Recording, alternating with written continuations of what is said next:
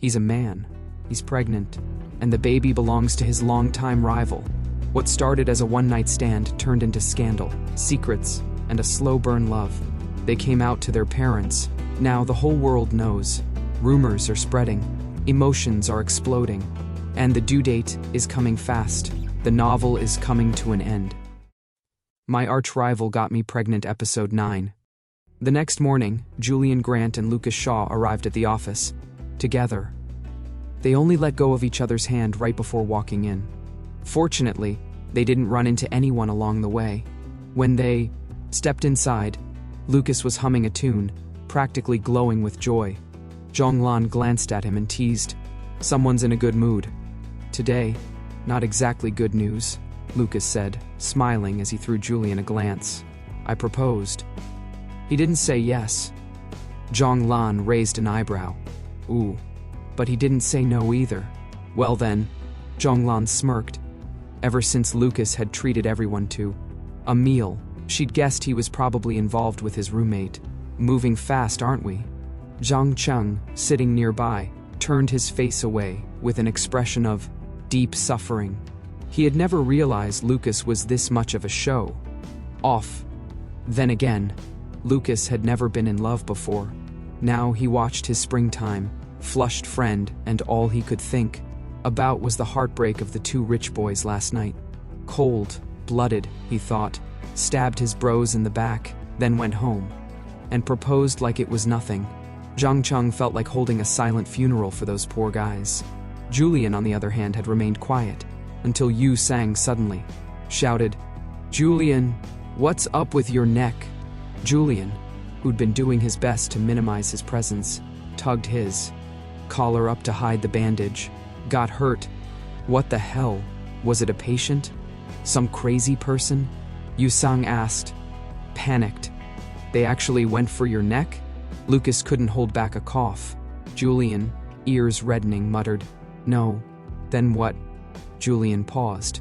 "Last night, some drunk idiot had gotten playful in bed and insisted on leaving a mark. And somehow, for reasons unknown even to himself, Julian had agreed. Now he wanted to time travel and slap some sense into past him. He had no clue how to explain it. Mosquito bites this time of year. Sounded fake as hell.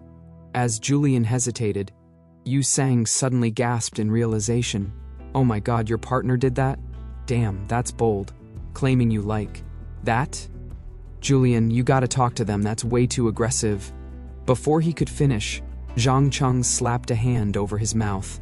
Yu Sang struggled violently, glaring as he mumbled, "What the hell? Zhang Cheng? Mercy."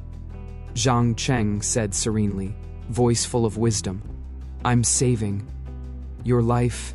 Yu Sang rolled his eyes. "I was just talking to Julian." "None of your business. Don't you always side with Lucas anyway? Go worry about his life milestones. Julian is great. Lucas is great. Everyone is great," Zhang Cheng declared, radiant with peace. "Let us love and support one another in harmony." Yu Sang stared at him like he'd grown another head. He tugged Julian's sleeve and whispered, "What's up with him? Is he having a breakdown?"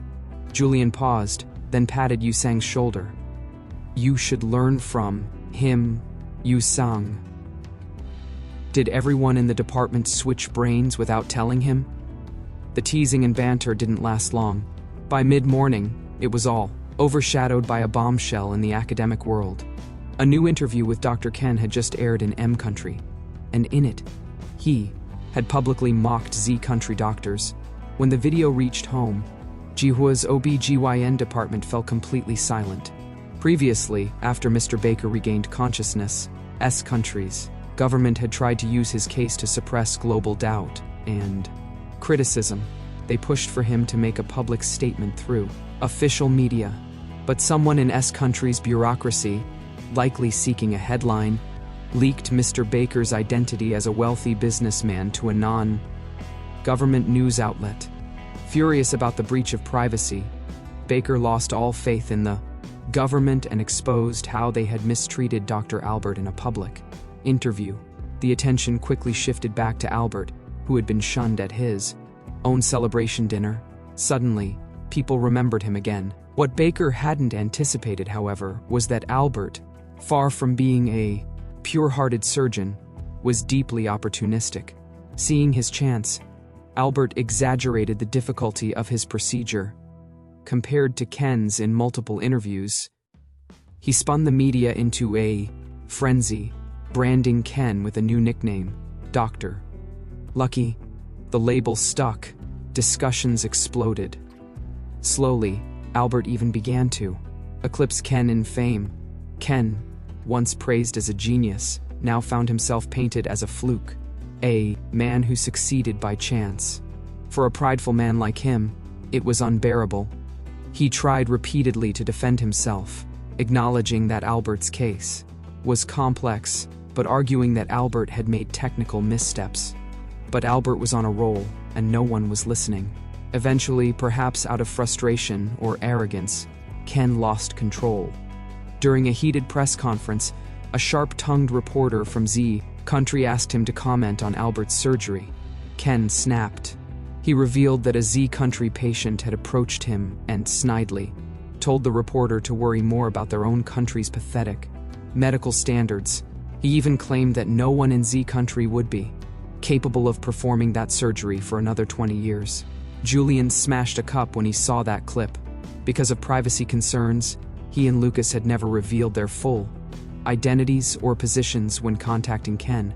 All previous emails sent from Lucas, under his title as a Jihua OB/GYN physician, had gone unanswered.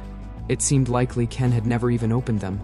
Later, when they'd decided to proceed on their own and politely declined Ken's services, he must have assumed they went to Albert instead. His response email had been scathing, and now he was taking it out in public. Most doctors might tolerate professional differences, but not open insult, and no one at Jihua, a top-tier national hospital, was taking it well. For 3 days, the OB/GYN floor was quiet as a grave. Even Director Monroe didn't smile once. Online, opinions varied. Some supported the patient, saying they had every right to seek the best care. Others argued they should have tried domestic hospitals first. This blind worship of foreign medicine was disgraceful. Meanwhile, in Jihua's conference room, Director Monroe addressed the department, her tone solemn. "Months ago, I asked whether we were capable of performing this surgery.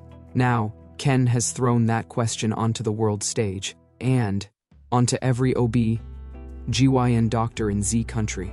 Her gaze swept across the room. Everyone looked grim. "Ken is arrogant, yes, but that doesn't change the question. I don't want finger pointing. Don't blame the patient. I want each of you to think clearly. If this patient came to our hospital, could you do it? Would you dare?" That night, after they finished getting ready for bed, Julian lay beside Lucas, endlessly scrolling through online commentary about the surgery. Lucas took the tablet from his hands, closed the cover, and sighed. "Enough. Rest." "Lucas," Julian suddenly said, turning to face him. "After the surgery, let's publish a paper." Lucas was quiet for a moment, then said, "Baker's case is already out. There, if we publish, your privacy might not be protected. It could leak. Aren't you angry?" Julian's fingers clenched around the edge of the blanket. "I am," Lucas said, "but you matter more to me than anything. So I'll hold it in," Julian said. "But I can't." When he entered a medical university 10 years ago, most of the country's top scorers and prodigies arrived with dreams of greatness. They believed in changing the world. They believed in themselves. But 10 years of study, exams, clinical work, all of it had eroded that youthful idealism. For most doctors, curing disease wasn't a mission, it was just work. Julian never saw himself as a selfless savior. He didn't give patients free treatment, didn't tolerate abuse. He donated regularly to a women's rights charity, but that was it. A professional, not a martyr. Sometimes he thought that fierce teenage ambition had faded, but today, he realized, his pride never left him. "Do you remember Professor Howe?" he asked. "Back in college, on a sleepy afternoon, sunlight pouring into the classroom. Professor Howe had stood on the podium, eyes bright with hope. I spent 20 years in M country. I remember the day I returned to Z country. My only student picked me up at the airport. I told him, "Our country has no money. I have no money. But I brought back my centrifuge and years of cells and mice from my lab. I'm starting over here. I just want our students to one day learn world-class science without going abroad." Every few years, trends in biomedical research shift. Everyone knows chasing hot topics makes it easier to get published. But do you know how those trends are set? In M country, editors of top journals meet in private with elite scientists. They choose which research to feature, then those become the hot topics. Our students, our professors, none of us get that inside scoop. So we chase blindly, desperately, just to catch up. He took off his glasses and looked at them. "I'm a selfish scientist," he said. "I want to see our scientists at those tables. I want our papers to lead the trend. I want our journals to be the top publications." His voice trembled. "I want students to stay here. I want job applications to stop favoring foreign diplomas. I want the best students to learn from the best here. I know progress won't happen overnight. It'll take decades of work. I might not live to see it, but I hope you become professors one day. I hope you tell your students what I've told you, and they'll tell theirs." Z country's greatest trait is perseverance. It took that same spirit to rise from ruins. He tapped his chest.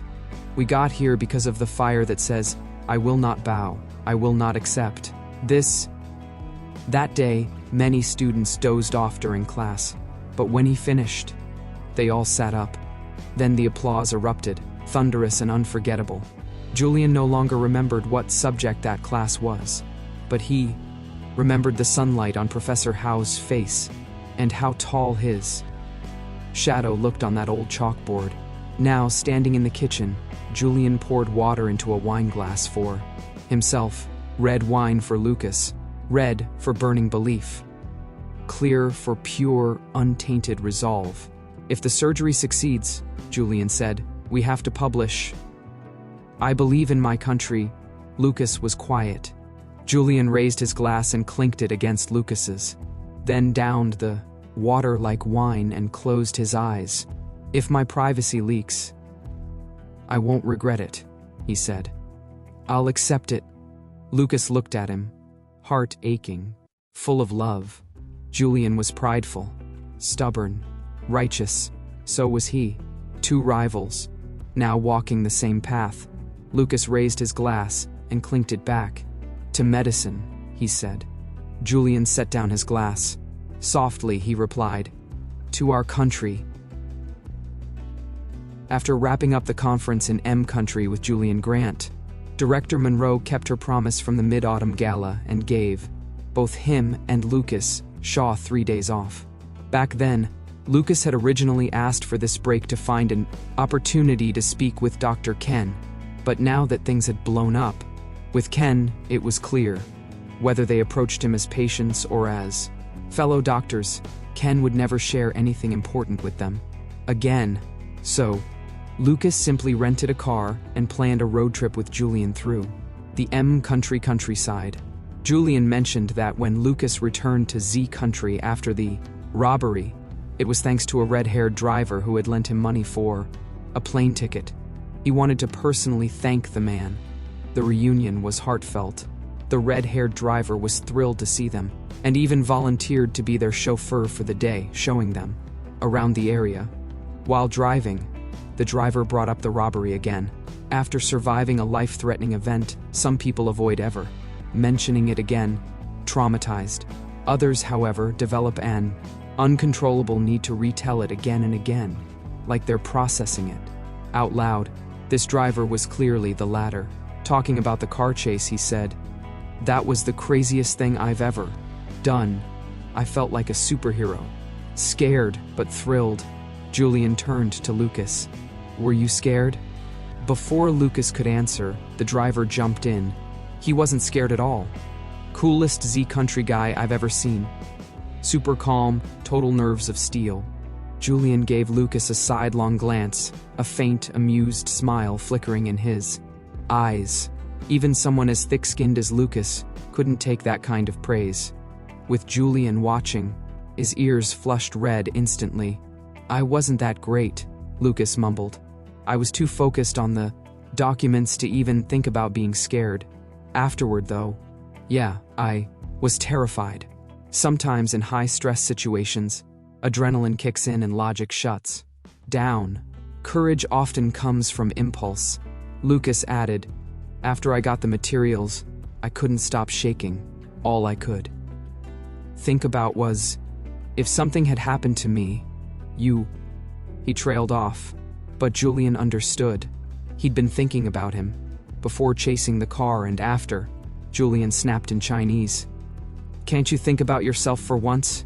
The red-haired driver blinked, instantly excluded by the language barrier. Though he couldn't understand what was said, he could tell by Lucas's reaction that it hit hard. Later, when they arrived at their hotel, the driver, taking advantage of a moment when Julian had stepped out of the car, gave Lucas a very pointed look and said, "You seem like you really like him. Good luck. I've done my best to help you." Lucas hesitated, then didn't correct him. But once they stepped into the hotel, Lucas realized he'd underestimated the driver's understanding. The place was run by one of the driver's friends, and Lucas had agreed to stay on the recommendation. What he didn't expect was to be put in a themed room. The moment Lucas opened the door, he froze, slammed it shut, blocked Julian from entering. Julian looked confused. "What? Is the room haunted?" "No." Julian brushed him aside, too strong for Lucas to stop without hurting him. Inside the room, handcuffs, whips, electric chairs, a full spread of props. Julian, not haunted, just cursed. "I swear I'm innocent," Lucas said quickly. "I didn't choose this room. It was the driver's idea." "Oh, don't owe me. I'm serious. Let's go ask the manager, get a different room." But after a tour of every room the hotel had, Julian realized theirs was the tamest of the bunch. Sometimes the saying is true, never trust your friends when it comes to recommendations. It was already dark. They were in the middle of nowhere.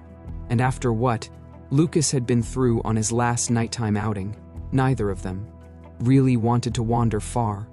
Spending one night here shouldn't be that big of a deal, right? Julian told himself that. After all, they were a couple.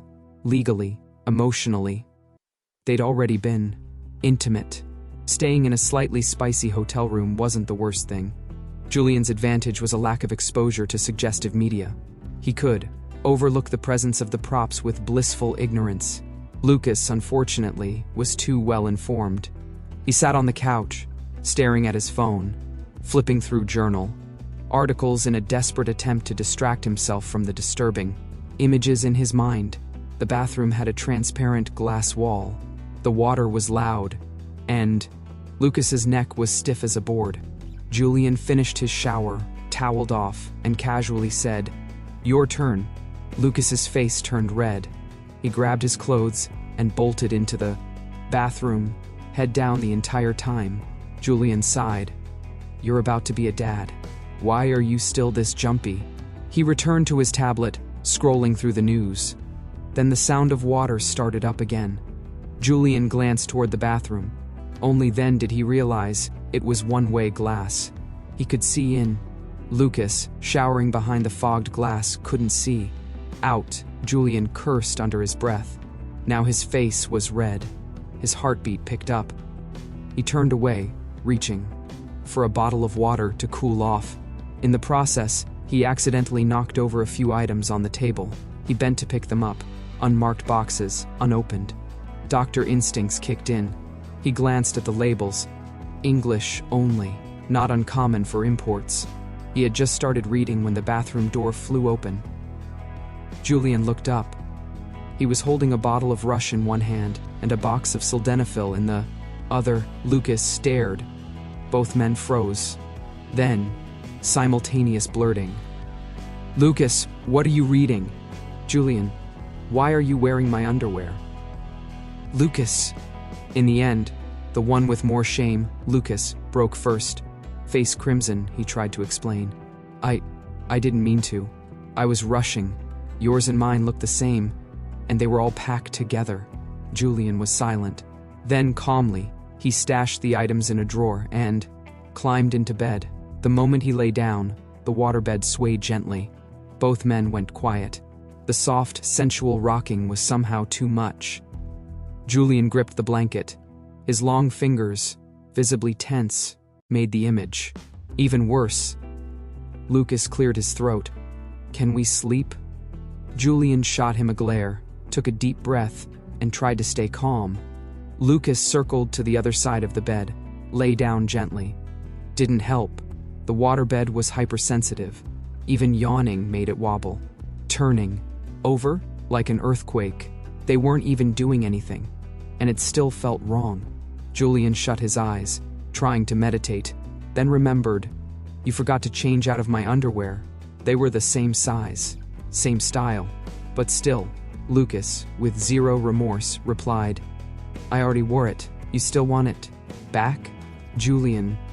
Lucas added innocently, you're wearing mine too, Julian. Something about sharing underwear felt weirdly intimate. Lucas nudged closer. Consider it a gift. I'll surprise you tomorrow, okay? A surprise? Mm-hmm. He reached around, gently pulled Julian into a loose hug from behind. The bed swayed again. Not on purpose, Lucas mumbled. Julian shoved his face into the blanket. Sleep. His exposed ear was now glowing red. Lucas couldn't stop staring. The earlobe looked so soft, so pink, so... He reached out and gently rubbed it. Julian, what are you doing? A kick, then a bump. The waterbed jostled again. Julian accidentally collided with Lucas's leg. It was warm. The air went still. His ear turned scarlet. Lucas, that one wasn't me. Julian, from beneath the blanket. Shut up. Lucas wanted to shut up, but something made him whisper, the surprise. It's water-related too, Julian. He didn't know if it was the last line or the rocking bed or that moment of accidental contact, but that night, Julian had a dream. It was raining hard. Water soaked a translucent umbrella. Lucas stood beside him, smiling gently, asking for his help. This is your surprise, he said. Julian woke the next morning, looked at his pants, then at Lucas, still asleep. That dream was a lot. His thoughts, complicated. His world, cracking. That platonic love, definitely evolving. But Lucas's surprise turned out to be a boat. They were walking along the beach at sunset when Julian saw the yacht. Small, but beautiful. White hull, deep blue glass, a rainbow painted in. Bold strokes along the side. The deck was bathed in golden light. Reflections shimmered on the dark. Sea, quiet and serene. Julian took out his phone for a photo. Lucas leaned close. Want a better shot? Get on board. Julian looked at him, surprised. Lucas grinned. I rented it for you. Surprise. The yacht cut through the water, leaving a trail of foam. The sky faded to twilight. Julian stood on the deck, hair tousled by sea breeze, eyes reflecting stars. What made you rent a boat? Lucas smiled. Remember that song we sang? 100 years for a shared pillow, 10 years for a shared boat ride. We've done the second part. Time to finish the first. Julian, amused, asked, You have that much secret savings? Lucas laughed. No way. I called in a favor. Huo Chengchun's family runs a ferry company here. He got me a discount. Julian nodded. Good friend. 10 years of brotherhood, Lucas joked. Now he owes me a wedding gift. Julian's eyes twinkled. Weren't you the one who used to think you weren't good enough for me? Changed my mind, Lucas said. I'm the best. You'll never find better. And if you fall for someone else? Lucas didn't even blink. Impossible. Even if I met someone better looking and smarter, they wouldn't be you. He held Julian's hand. You're the only one who matches me. Even Hippocrates would approve. Julian rolled his eyes. Hippocrates wouldn't waste time on you. Also, you've watched way too much TV. Lucas grinned. Not as much as I've watched you. Julian laughed. Quiet, helpless. The sea was calm. The lighthouse in the distance began to glow. They sat together on the deck, sipping warm drinks as Lucas began to sing that familiar tune again. Julian watched him as if seeing him on that Jiwa stage again. Bright, confident, his eyes full of moonlight. As the last note faded, fireworks exploded along the distant shore. Julian turned, startled. The sky lit up in silver and gold. The clouds shimmered in pink.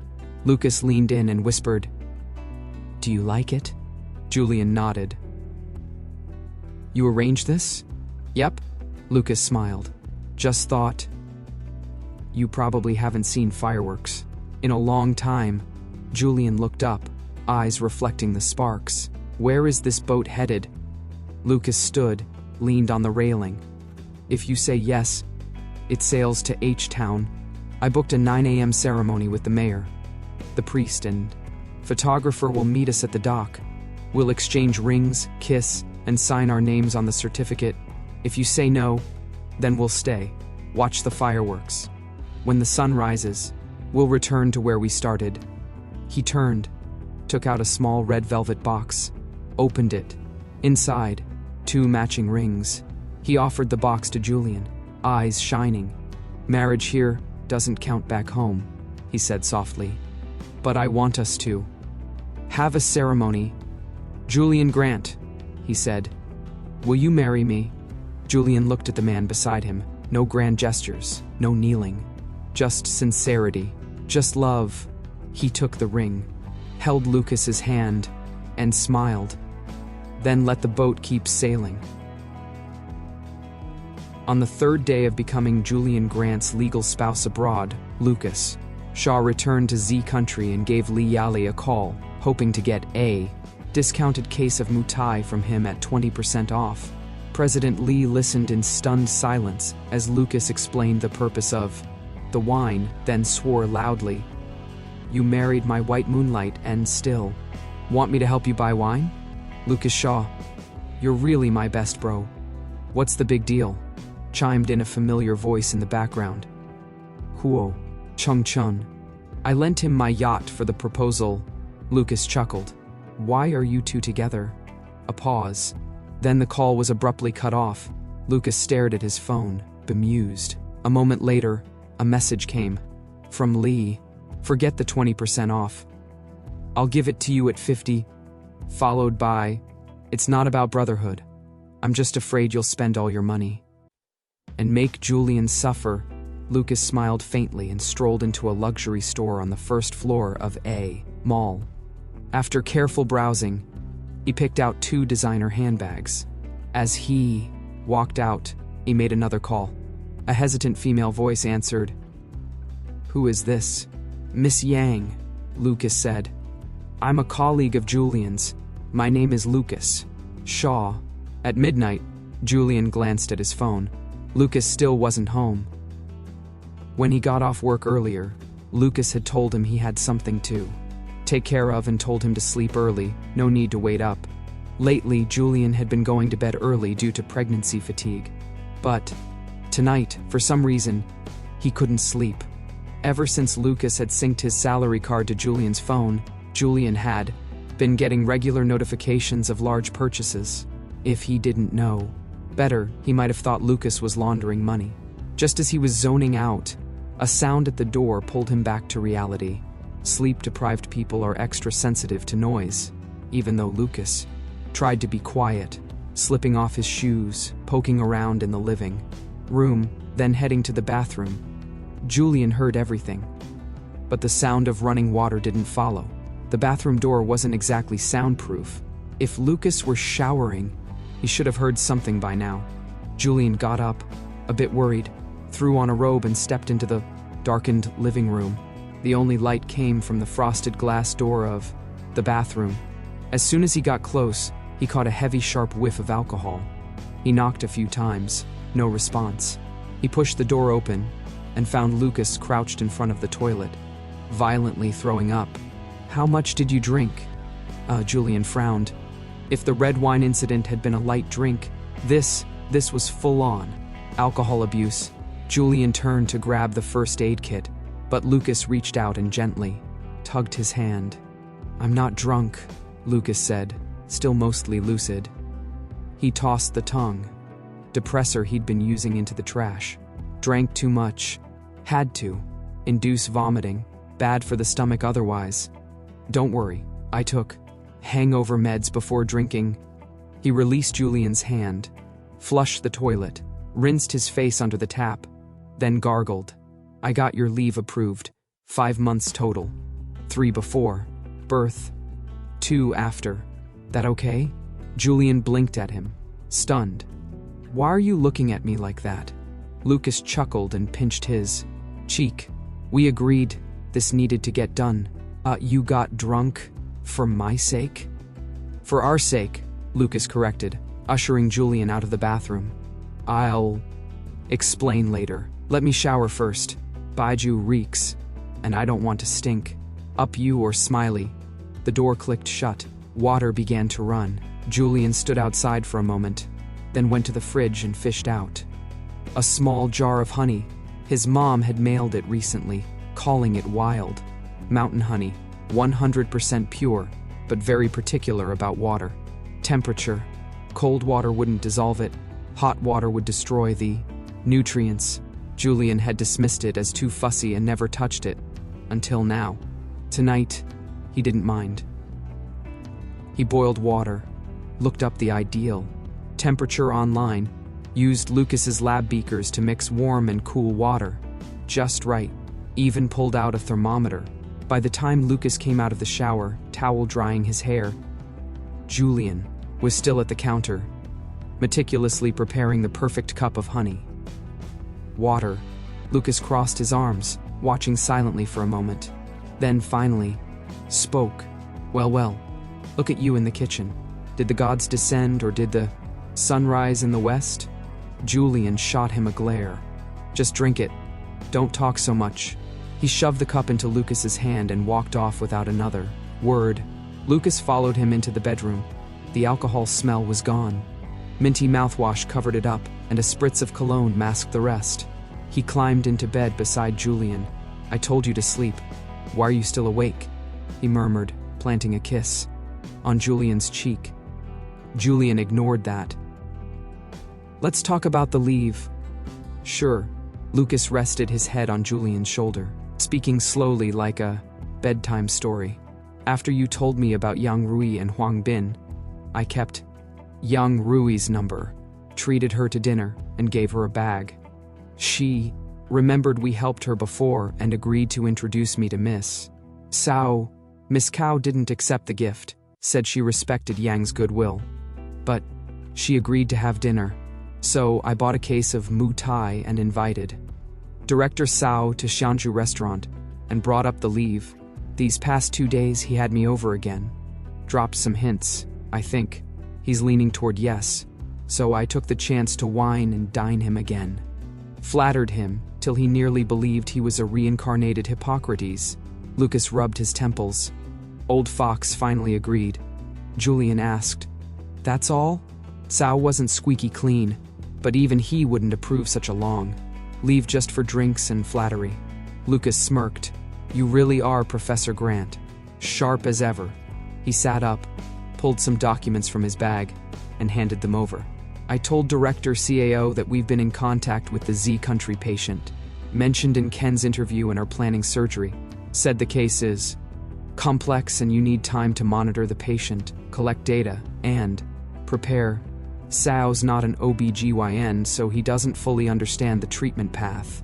Add in the alcohol, and the fact that he's genuinely interested in this case. I talked him around, gave my personal guarantee. He approved it. For now, You just need to focus on mentoring students. Everything else can be done remotely. Oh, and he assigned you some online consultation work. These days, hospitals were pushing senior doctors to answer online patient questions to combat internet medical misinformation. One more thing, prepare yourself, Lucas said. For the next few months, your surgery fees, night shifts, clinic bonuses, and other subsidies? Gone. This year's bonus? Probably gone too. Julian had expected that. Hospitals weren't charities. No work, no pay. But that meant his actual income would be almost nothing. Lucas, seeing Julian fall silent, tried to lighten the mood. They say kids are money pits. Ours started early, still in the womb, and already bleeding us dry. Julian didn't seem upset. He flipped through the papers, pausing. Why is there a confidentiality agreement? I insisted the procedure remain top secret. Patient privacy included, Lucas explained. Sao said higher-ups want the same. If the surgery succeeds, great. But if it fails, after what happened in S country, and with Ken breathing down everyone's neck, they want to minimize exposure. If word gets out and we fail, the consequences could be serious. Julian nodded, half joking. Feels like we're building an atomic bomb. Lucas laughed. Let's hope this is easier. Our country built its first nuke from scratch. Surely you can deliver Smiley just fine. As if on cue, a tiny bump nudged from Julian's belly. Lucas reached out, pressing gently. Little atomic bomb grows strong. Julian placed his hand over Lucas's. Lucas wrapped his other arm around Julian's back, resting his chin on Julian's shoulder. Sao, said someone from higher up, may come to speak with us soon. Just a heads up. All right. He also assigned us a top security operating room on the outskirts of a city. State-of-the-art gear. Once we finalize the surgical team, we'll check it out together. I drafted a list of staff, people I trust who don't know you. They'll sign confidentiality agreements too. When you're under anesthesia with a mask on, they probably won't recognize you. And we can add a curtain if needed. After that fiasco with Mr. Baker, S-Country cracked down hard. Government officials were punished, so I doubt anyone here will risk leaking your identity. We do have to record the procedure if we want to publish. I'm aware, Julian said calmly. Lucas hummed. Look on the bright side. Someday Smiley can watch the video and see how she came into the world. Julian nodded. She should study up on this. Maybe she'll want to read the paper too. Lucas, that's unnecessary. He offered a moment of silence for their future child, then added, by the way, did you see Mr. Baker's latest interview? I did. The headline, Dominant CEO Bears Child for Love, exploded in every country. Mr. Baker, whose privacy had been thoroughly violated, was mobbed by reporters. Some media outlets even stormed his company headquarters.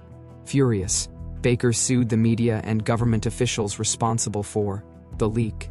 In his final interview before filing the lawsuit, he said, childbirth is dangerous for men and for many women. Age, illness, stress, fatigue, they're all risks. My wife's health wasn't ideal before her hysterectomy, yet she still chose to have our child. So did I. In truth, I only did what many women have already done. I don't think that deserves your attention.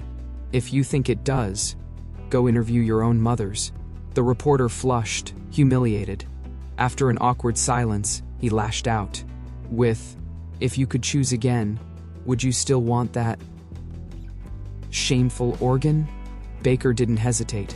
Being able to carry the child born of our love was a gift. I've never felt ashamed. He threw the reporter out and announced he would grant no further interviews. He sued every outlet that had hounded him. Ironically, the tabloid that ran that final interview ended up going viral, not because of their reporting, but because Baker's answers were so powerful. The clip spread to Z Country. At Jihua OBGYN, it sparked discussion. Many doctors were deeply moved. Even Wu Rui's pregnant wife, after seeing the clip, asked him, "If you could get pregnant, would you do it for me?" At work, Wu Rui looked utterly exhausted. He recounted the story to his colleagues. Zhonglan, always quick-tongued, asked, "Well, would you?" Wu Rui was quiet for a while. "I don't have a uterus, and she knows I can't do it. I know if I told her I would, it'd make her happy. But I don't want to lie." Wu Rui wasn't a romantic hero, but he was honest. "I'm a man. Even if I did have a uterus, I don't think I could do it. Don't judge me. Ask your boyfriend. He'd say the same." He didn't know Zhonglan's orientation, but after a long silence, Zhonglan muttered, "You men. If you could freely choose, would you as a man want to have that set of reproductive organs?" This question, ignited by the case of Mr. Baker, sparked heated discussion across Z country. Late at night, Lucas Shaw tucked the blanket around Julian Grant, propped his head up on one hand, and gazed down at him thoughtfully. Honestly, Wu Rui's reaction is more typical. Mr. Baker's mindset is exceptionally rare. He paused, then added, "But if I had the choice, I'd rather you never had those organs in the first place." Julian looked up at him. Lucas leaned down and brushed his lips lightly. "More than having a child. That's ours. I want you to be safe, to never go through this pain, this pressure." Julian was quiet for a moment. Then his hand came to rest gently on his belly. "If I make it through this," he whispered, "then maybe for me too." The answer would be yes. Lucas's expression shifted with surprise. Julian sighed. "Maybe it's just hormones," he said, playing with the edge of the pillow. His voice was low and almost self-deprecating. "Sometimes I think things that don't make any sense. Maybe a few years from now, I'll look back and think the version of me who said this was being foolish. If he were to time travel back a decade and tell his younger self, 10 years from now you'll be married to Lucas Shaw carrying his child," he probably would have punched himself in the face, turned, and walked away thinking he'd gone insane. "But at least right now," Julian said, "I'm being protected by love."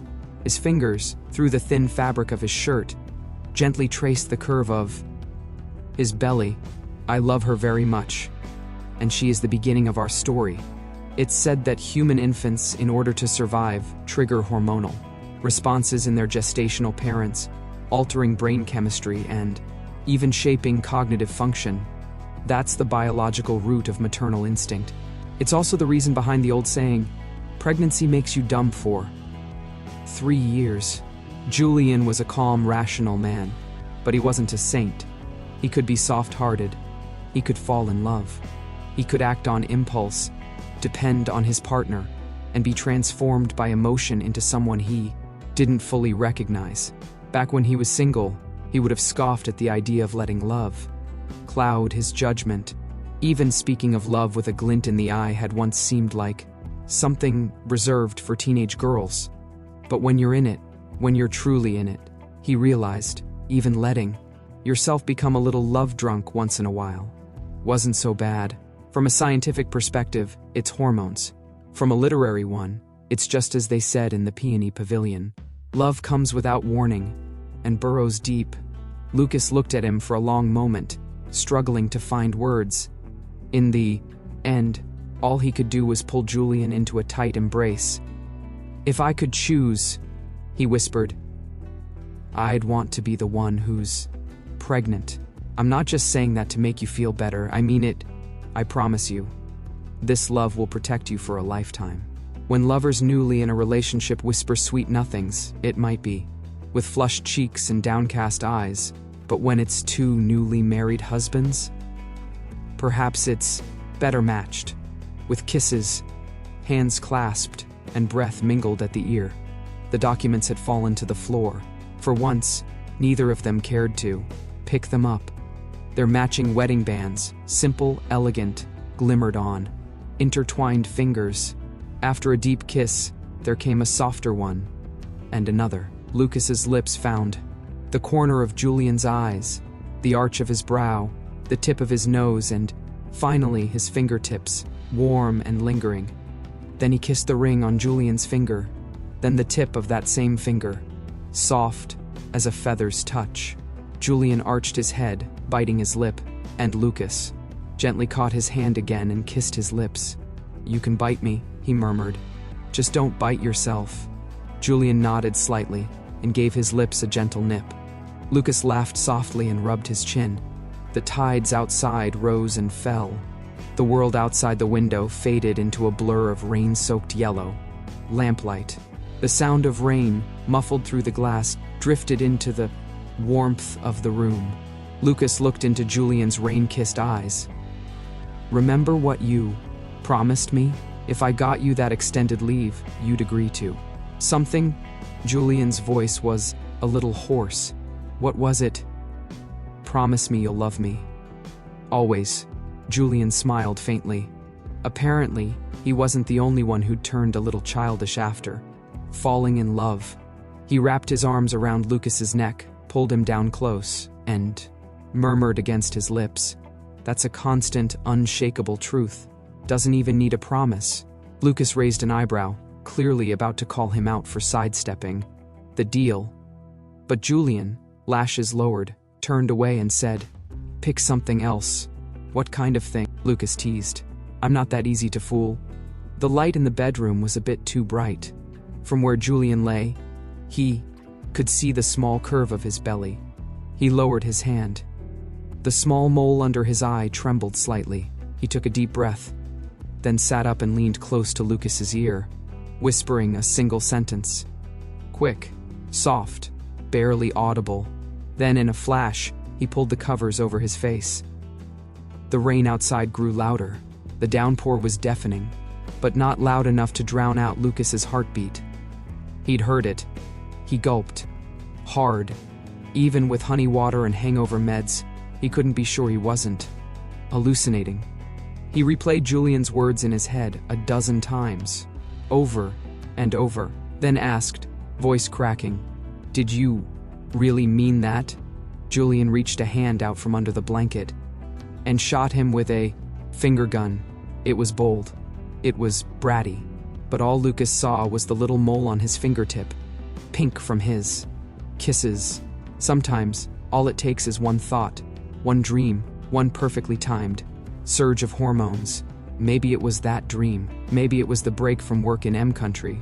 Maybe it was seeing Lucas hold back, over and over. Julian didn't know which. But that night, as the rain poured down, he said it. "I mean, you're still pregnant," Lucas stammered. Julian pulled the blanket down a little and said matter-of-factly, "That's not what you tell patients in your OB/GYN office." He wasn't wrong.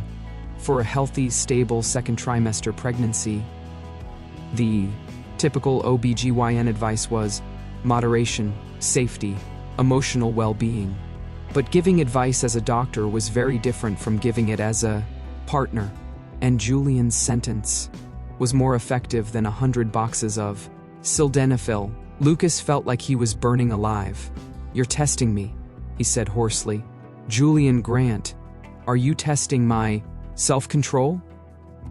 "My willpower is not as strong as you think," he admitted. "If you say things like that, I really might not hold back."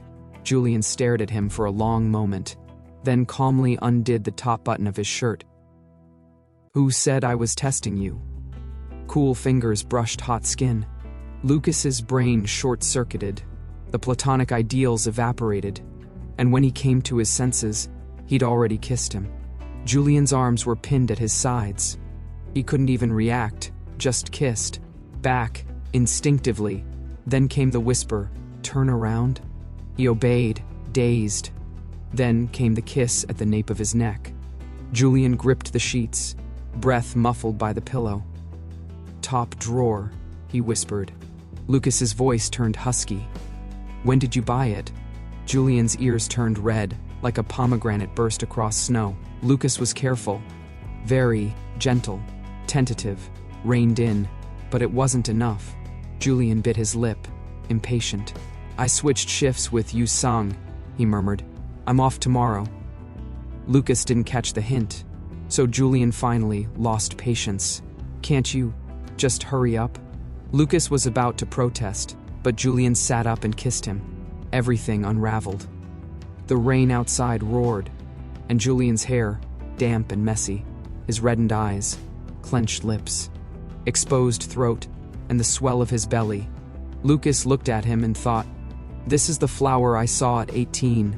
This is the one that bloomed under the hibiscus tree. If he were more dressed, he'd probably punch me right now. But this is the best one. The hibiscus changes color 3 times a day. White in the morning, pink at noon, red by dusk, just like him. They say there are 4 greatest joys in life: rain after drought, friends in a far-off land, wedding night, topping the exam list, and this man was all 4 in one. His fellow top scorer, his first crush, his hometown in the city lights. They had mixed love into their blood into time, and when it ended, Julian lay on top of him, pressing his forehead to his chest, one belly rounded, one belly hollowed.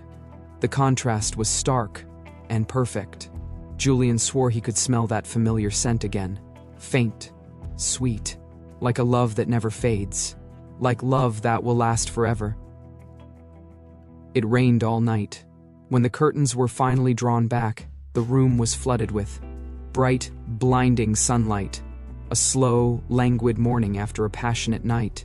Dr. Grant had the day off, but Dr. Shaw had to head out to earn money for formula. They were used to getting up together, so when Lucas Shaw turned off the alarm, Julian Grant stirred immediately. Lucas kissed his forehead, gently covered his eyes with one hand, and whispered, "Are you feeling okay?" Last night, they had gone for round 2 after a late shower. Something about the glare of the mirror, or maybe just the mood, but things got intense again. Pregnancy already drained energy. By the second time, Julian's legs were too weak to even stand under the shower, and he dozed off, curled next to the tub. Lucas ended up washing him, drying him, and carrying him back to bed. Julian shook his head softly in reply, clearly exhausted. He didn't even want to speak. Lucas didn't push. He slipped into his slippers. "I'm getting up. Sleep in. I'll leave your breakfast on the table." Julian let out a faint M&M, and Lucas stood there for a long time, watching his lover's sleeping face. Eventually, he leaned down, pressed his cheek to Julian's lips, and whispered, "Give me a kiss." Julian didn't open his eyes, but a faint smile played at the corners of his mouth. He tilted his head and pecked Lucas's cheek. And just like that, the day began. For the first time, Lucas didn't want to stay late or compete. The moment his shift ended, he left the hospital with eager steps, only to run straight into his older brother outside the hospital gate. "Come home with me," Shen Bohan said, blocking him with a black briefcase. "I checked with your department. You're off tomorrow. Come back with me now." Lucas blinked. He had just gotten married. His husband was waiting at home. Who would want to leave right when life felt like honey? Bro. Lucas stepped back. "I've been working all day. I just want to go home." Then explain to Mom and Dad who you married. "What does he do? Where does he work? What's his family like? Give us some details." Lucas had pulled a classic act first, explain later move. Got married, overseas, then sent a letter home basically saying, "I found my forever person. We've tied the knot, don't worry. I paid back both your money and theirs," Lucas said. "Why does it matter? Now? You doing a census check? This isn't about that. This is me caring about you." Shen Bohan looked frustrated. "Lucas, how could you not tell the family about your wedding? Are you out of your mind?" "I did tell you. Isn't that why you're here now?" Lucas shot back. "Honestly, if I'd known you'd react like this, I wouldn't have said a thing. Bro, when you got married, I didn't show up and hassle you. I just got married, and my husband is waiting at home. Now you want me to head out of town?" The moment Lucas said waiting at home, Shen Bohan's expression changed. "He's waiting? You kept someone?" His brows furrowed deeply. "What kind of person did you marry?" Lucas didn't even blink. "Bro, I was really grateful you lent me money. Before, no questions asked. But right now, I really don't want to go home. Please. Just understand. So that money you borrowed? It was for him?" Shen Bohan asked. At the time, Lucas had said it was for a surgery. Bohan, surprised Lucas, even confided in him, hadn't pushed for details. He thought finally, his little brother was opening up. Now it turned out, Lucas never even introduced his partner to the family. Before dropping the marriage bomb, it was for him, Lucas confirmed. "But I'm not keeping anyone." Shen Bohan paced a few steps, clearly distressed. "We've let you do things your way, Lucas, but marriage isn't something to play around with. What if you're being scammed?" Lucas's face darkened. "I know what I'm doing," he almost said. "You never cared about me all these years, why now?" But when he looked at his brother's slightly wrinkled eyes, he swallowed it back. "Come home and explain it to Mom and Dad yourself," Shen Bohan said. "If it's a decent person, I won't say a word. I'll even give you both a big red envelope. Back then, when you said you needed money, Mom and Dad panicked, took their retirement savings out early, all because they care. Just think about it, okay?" "I asked you for money," Lucas muttered. "Why did you have to tell them? I was wrong, okay? I shouldn't have told them, but they know now. They're worried sick, can't eat or sleep. You think I'd take time off and come to a city for no reason?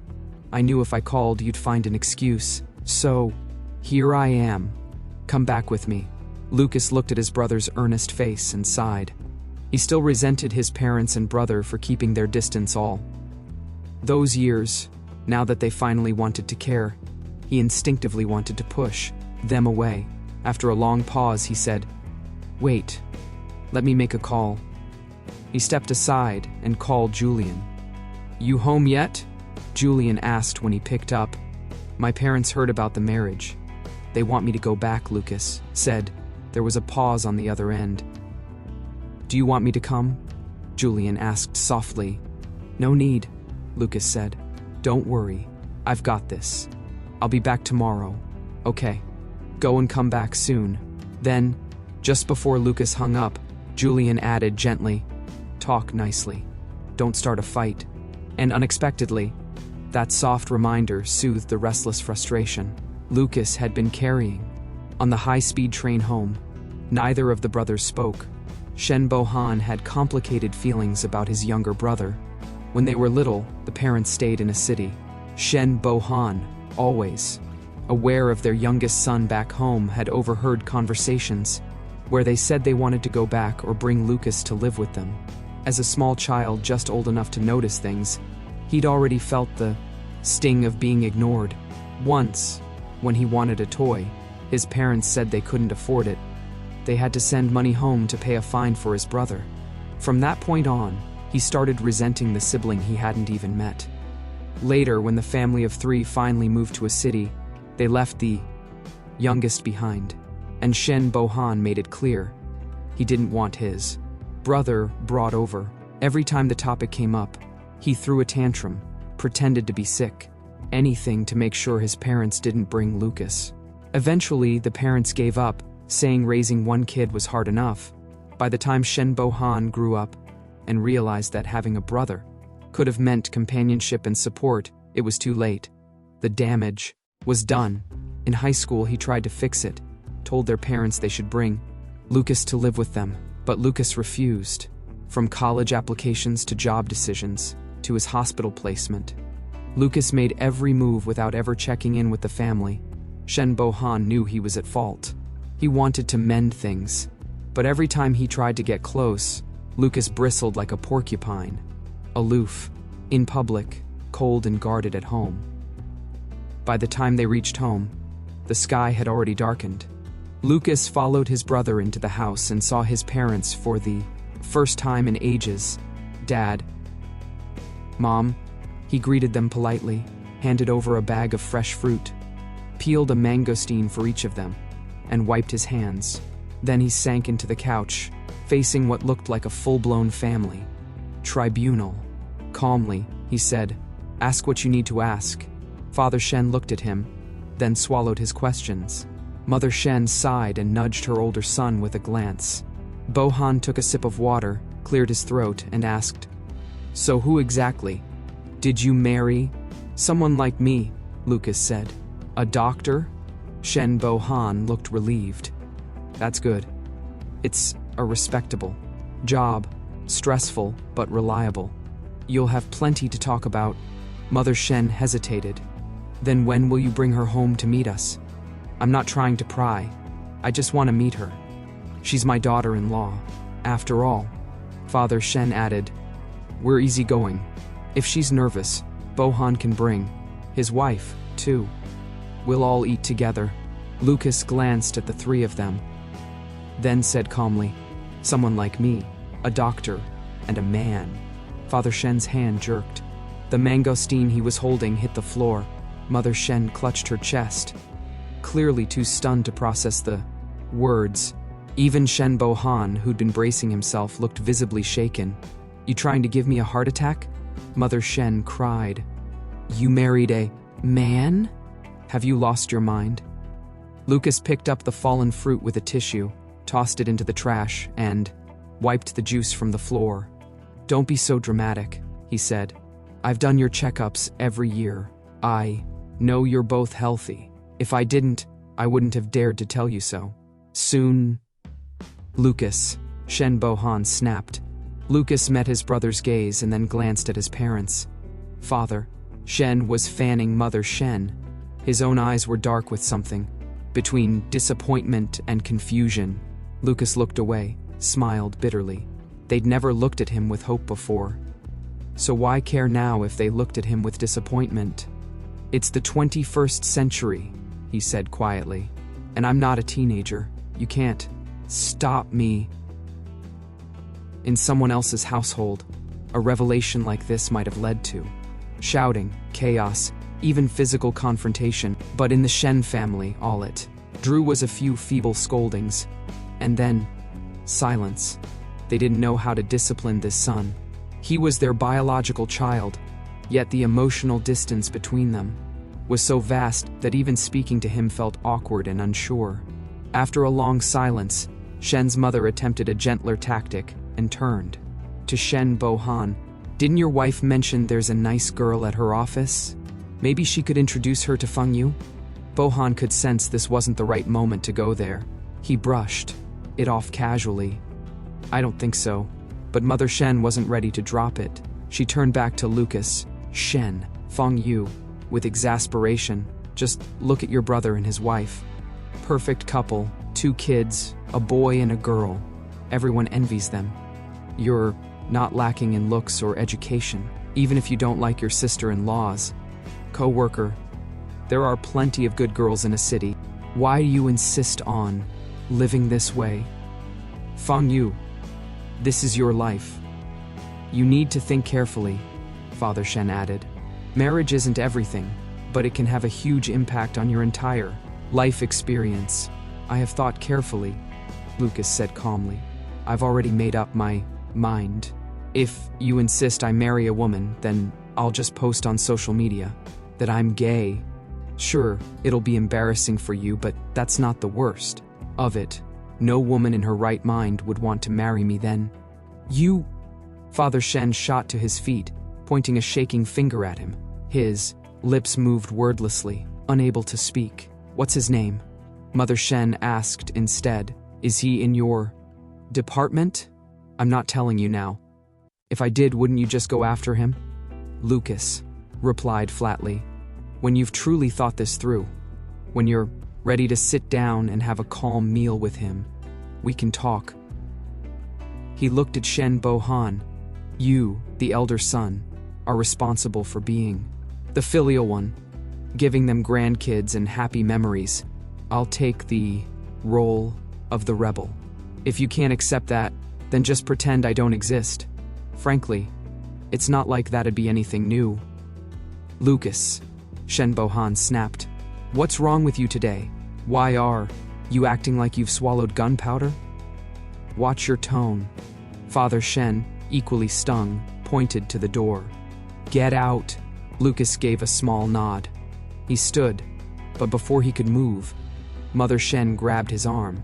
Stop shouting, both of you, she snapped, eyes suddenly red-rimmed. She looked at Lucas, her voice low and trembling. Can't you change? Do you have to love a man? Lucas was tall. Mother Shen had spent so little time with him when he was younger, she could hardly remember what he looked like back when he was small. He always seemed taller than her, someone she had to look up at, someone who'd long since stopped being the boy who used to run into her arms crying every time they were reunited. Mom, Lucas's voice softened in the face of her vulnerability. It's not about whether I can change. It's that I shouldn't have to. He glanced again at his stubborn father and speechless brother, then turned back to her and said gently, Dad told me to leave, so I'm going. Take care of yourself. Where will you go this late? She asked, the worry in her voice unmistakable. Lucas checked his phone. There's still time to catch the last train back to a city. Oh, right. About Uncle wanting to come to a city for treatment, he added as he slipped on his coat. I checked with the hepatobiliary department. The doctors said surgery should be an option. Tell him to reach out once he's ready. I'll take him myself. With that, he gently pulled his arm from his mother's grasp and quietly walked out the door. He closed it softly. No slamming, no theatrics, no resentment. Not like when he was a little boy, throwing tantrums every time they left him behind in a city. Inside the house, the three were left in silence. Technically, Shen Bohan was the older brother. But among relatives, it was always Lucas, the younger one, who was more favored. Maybe it was because Lucas had grown up closer to the extended family. Maybe it was because he was a doctor who knew how to handle social situations. At some point, he'd become the go-to person for every favor, every medical consultation, every last-minute request. Like Lucas had said, if he were still a student, his parents might have tried cutting him off financially, but now he was a grown man, independent, self-sufficient, bought a house and a car without asking them for a cent. There was nothing they could threaten him with, and they both knew they weren't going to throw away their son over a disappointing in-law. Grandchildren are one generation removed. Sons are flesh and blood. After a long silence, Mother Shen finally turned on her husband, teary-eyed. He hardly ever comes home. And you told him to get out? Father Shen clearly regretted the outburst, but his pride kept him from apologizing. Shen Bohan rubbed his temples and said, he's a PhD from a top university. If he's made up his mind, we should respect it. Then he stood. I've got to get home. The kids are waiting for me to help with their homework. Back at the city train station in the middle of the night, Lucas got a call from his brother. To his credit, Shen Bohan wasn't harsh this time. He tried to comfort Lucas, saying he and his wife would work on the parents, ease them into accepting it. Lucas thanked him half-heartedly. Then his brother added, no matter what happens, we're family. I'll always have your back. Lucas paused, then quietly hung up. The station was nearly empty. Travelers curled up on the floor waiting for morning trains, worn out and uncertain of their destinations. Lucas stepped out into the freezing city night. The wind hit him like knives. He opened his phone and aimlessly scrolled, considered calling Julian, but the last message from 2 hours ago just read goodnight. He backed out of the call screen. After a while, he opened WeChat Moments and scrolled. Ended up sharing a health PSA about how staying up late was bad for you. Within seconds, the first like came in, from Tang Ke. Lucas immediately ordered a cab and headed straight for Tang Ke's apartment. Tang Ke opened the door in pajamas, blinking sleepily. What the hell? Man, I insulted you a little, and you come all the way over here in the middle of the night? Huh? Lucas was baffled. You insulted me? When? Wait, you didn't know? Lucas stopped him from closing the door, forced his way in. Why'd you insult me? Tang Ke looked sheepish for a second, but then, seeing Lucas's completely clueless face, his temper flared. Don't know? You didn't know Julian's pregnant? Can't you at least control yourself? Turns out, Tang Ke had accidentally FaceTimed Julian that morning while talking about a prenatal appointment. Julian had picked up without realizing it was a video call. For a solid 10 seconds, they stared at each other. Tang Ke saw Julian's bare shoulder and his neck marked. Tang Ke had immediately fired off an 800-word message chewing Lucas out. Julian had only replied with a vague, guilty. Now it was Lucas's turn to fall silent. I don't care what medical textbooks say about second trimester safety. Normal people know you don't do that. Lucas bowed his head, completely sincere. My bad. It was like punching a pillow. Tang Ke's rage deflated instantly. He grumbled, then poured Lucas a cup of weak tea. So, if you didn't come here because I yelled at you, what are you doing here? I just came back from home. I told Julian I wasn't returning tonight. He's probably asleep now, but if I show up, he'll worry, Lucas said, cupping the tea for warmth. Tang Ke sighed. So you're using my place as a pit stop? Am I a hotel now? Do single people not deserve rights? Well, you were the first to like my post. Lucas raised his phone. I figured you wouldn't be asleep. Gotta stop being such a compulsive liker, Tang Ke muttered. Why not get a hotel? He asked. Don't tell me you're broke. I linked my card to Julian's phone. He gets purchase alerts. Didn't want to worry him, Lucas said. Tang Ke instantly regretted asking. Another faceful of sugar. I'll just crash on the couch, Lucas said. No need to fuss. I'll treat you to dinner sometime. Maybe it was Julian. Maybe it was the thick red envelope from the wedding. But Tang Ke sighed and let him stay. You came back this late. Don't tell me you have work tomorrow? You're not going to bed? Lucas asked. I wasn't sleepy, Tang Ke said, trying to pass off his nosiness as coincidence. Who else is gonna like your post at 2 a.m.? Lucas smiled. Came out to my parents. Dad told me to get lost, so I left. Tang Ke's expression shifted. He went quiet for a long time. Older folks, they just don't get it. Don't take it to heart. I'm fine, Lucas said. I just didn't want Julian to know and worry. No trouble at all, Tang Ke replied. I was just kidding earlier. You're always welcome. Lucas gave him a grateful smile. Thanks. After a pause, Tang Ke added, actually, if your folks can't accept it, it's probably because they think you'll never have kids. You could try easing them in. Maybe mention Julian's pregnant. Might help them come around. Lucas shook his head. I know you mean well, Tang Ke. He fiddled with the paper cup.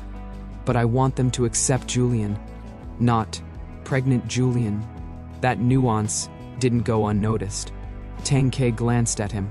Lucas sat quietly on the couch, one hand resting on his knee.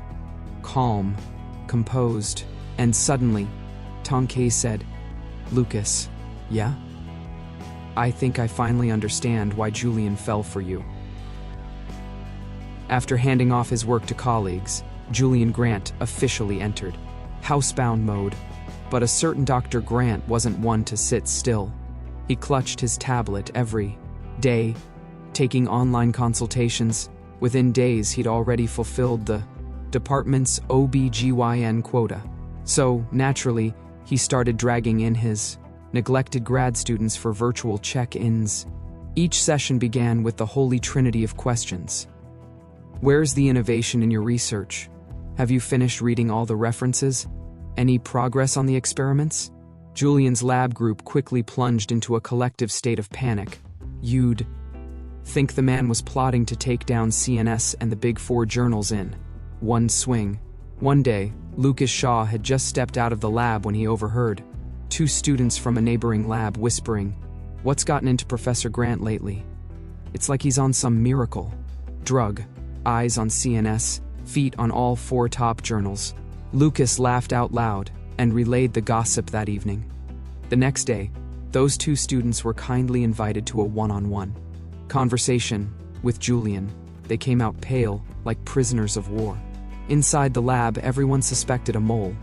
Before surgery, Lucas was scrubbing in and chatting with Zhang Cheng. As he took off his ring, Zhang raised an eyebrow. "You? Wearing a ring now? Not a hassle?" Surgeons usually didn't bother with flashy jewelry. Sterility, above all. Most people who tried it either lost the habit or lost the ring. Lucas glanced meaningfully at him. "Didn't you notice? It's on the ring. Finger." "Whoa," Zhang blurted. "That fast? You got married?" "After 10 years, Lucas said. "We had to speed it up." Zhang gave him the classic "you win" face and shook his head. Then, remembering something, he said, "People have been asking where Julian went. Someone even asked if he quit. He's been gone a while. Better come up with a good excuse. He's bound to be bombarded when he comes back." "Also," Zhang added, "Yu Sang said Director Monroe vaguely mentioned Julian had some important personal matters, but didn't give specifics." Lucas dropped his voice. "We'll say he was doing patient follow-up with the Z country case, gathering long-term data." Zhang raised his brows. "Wait, are you doing the surgery yourself?" "You're actually performing surgery on your own partner? You've got nerves of steel. No other choice," Lucas said.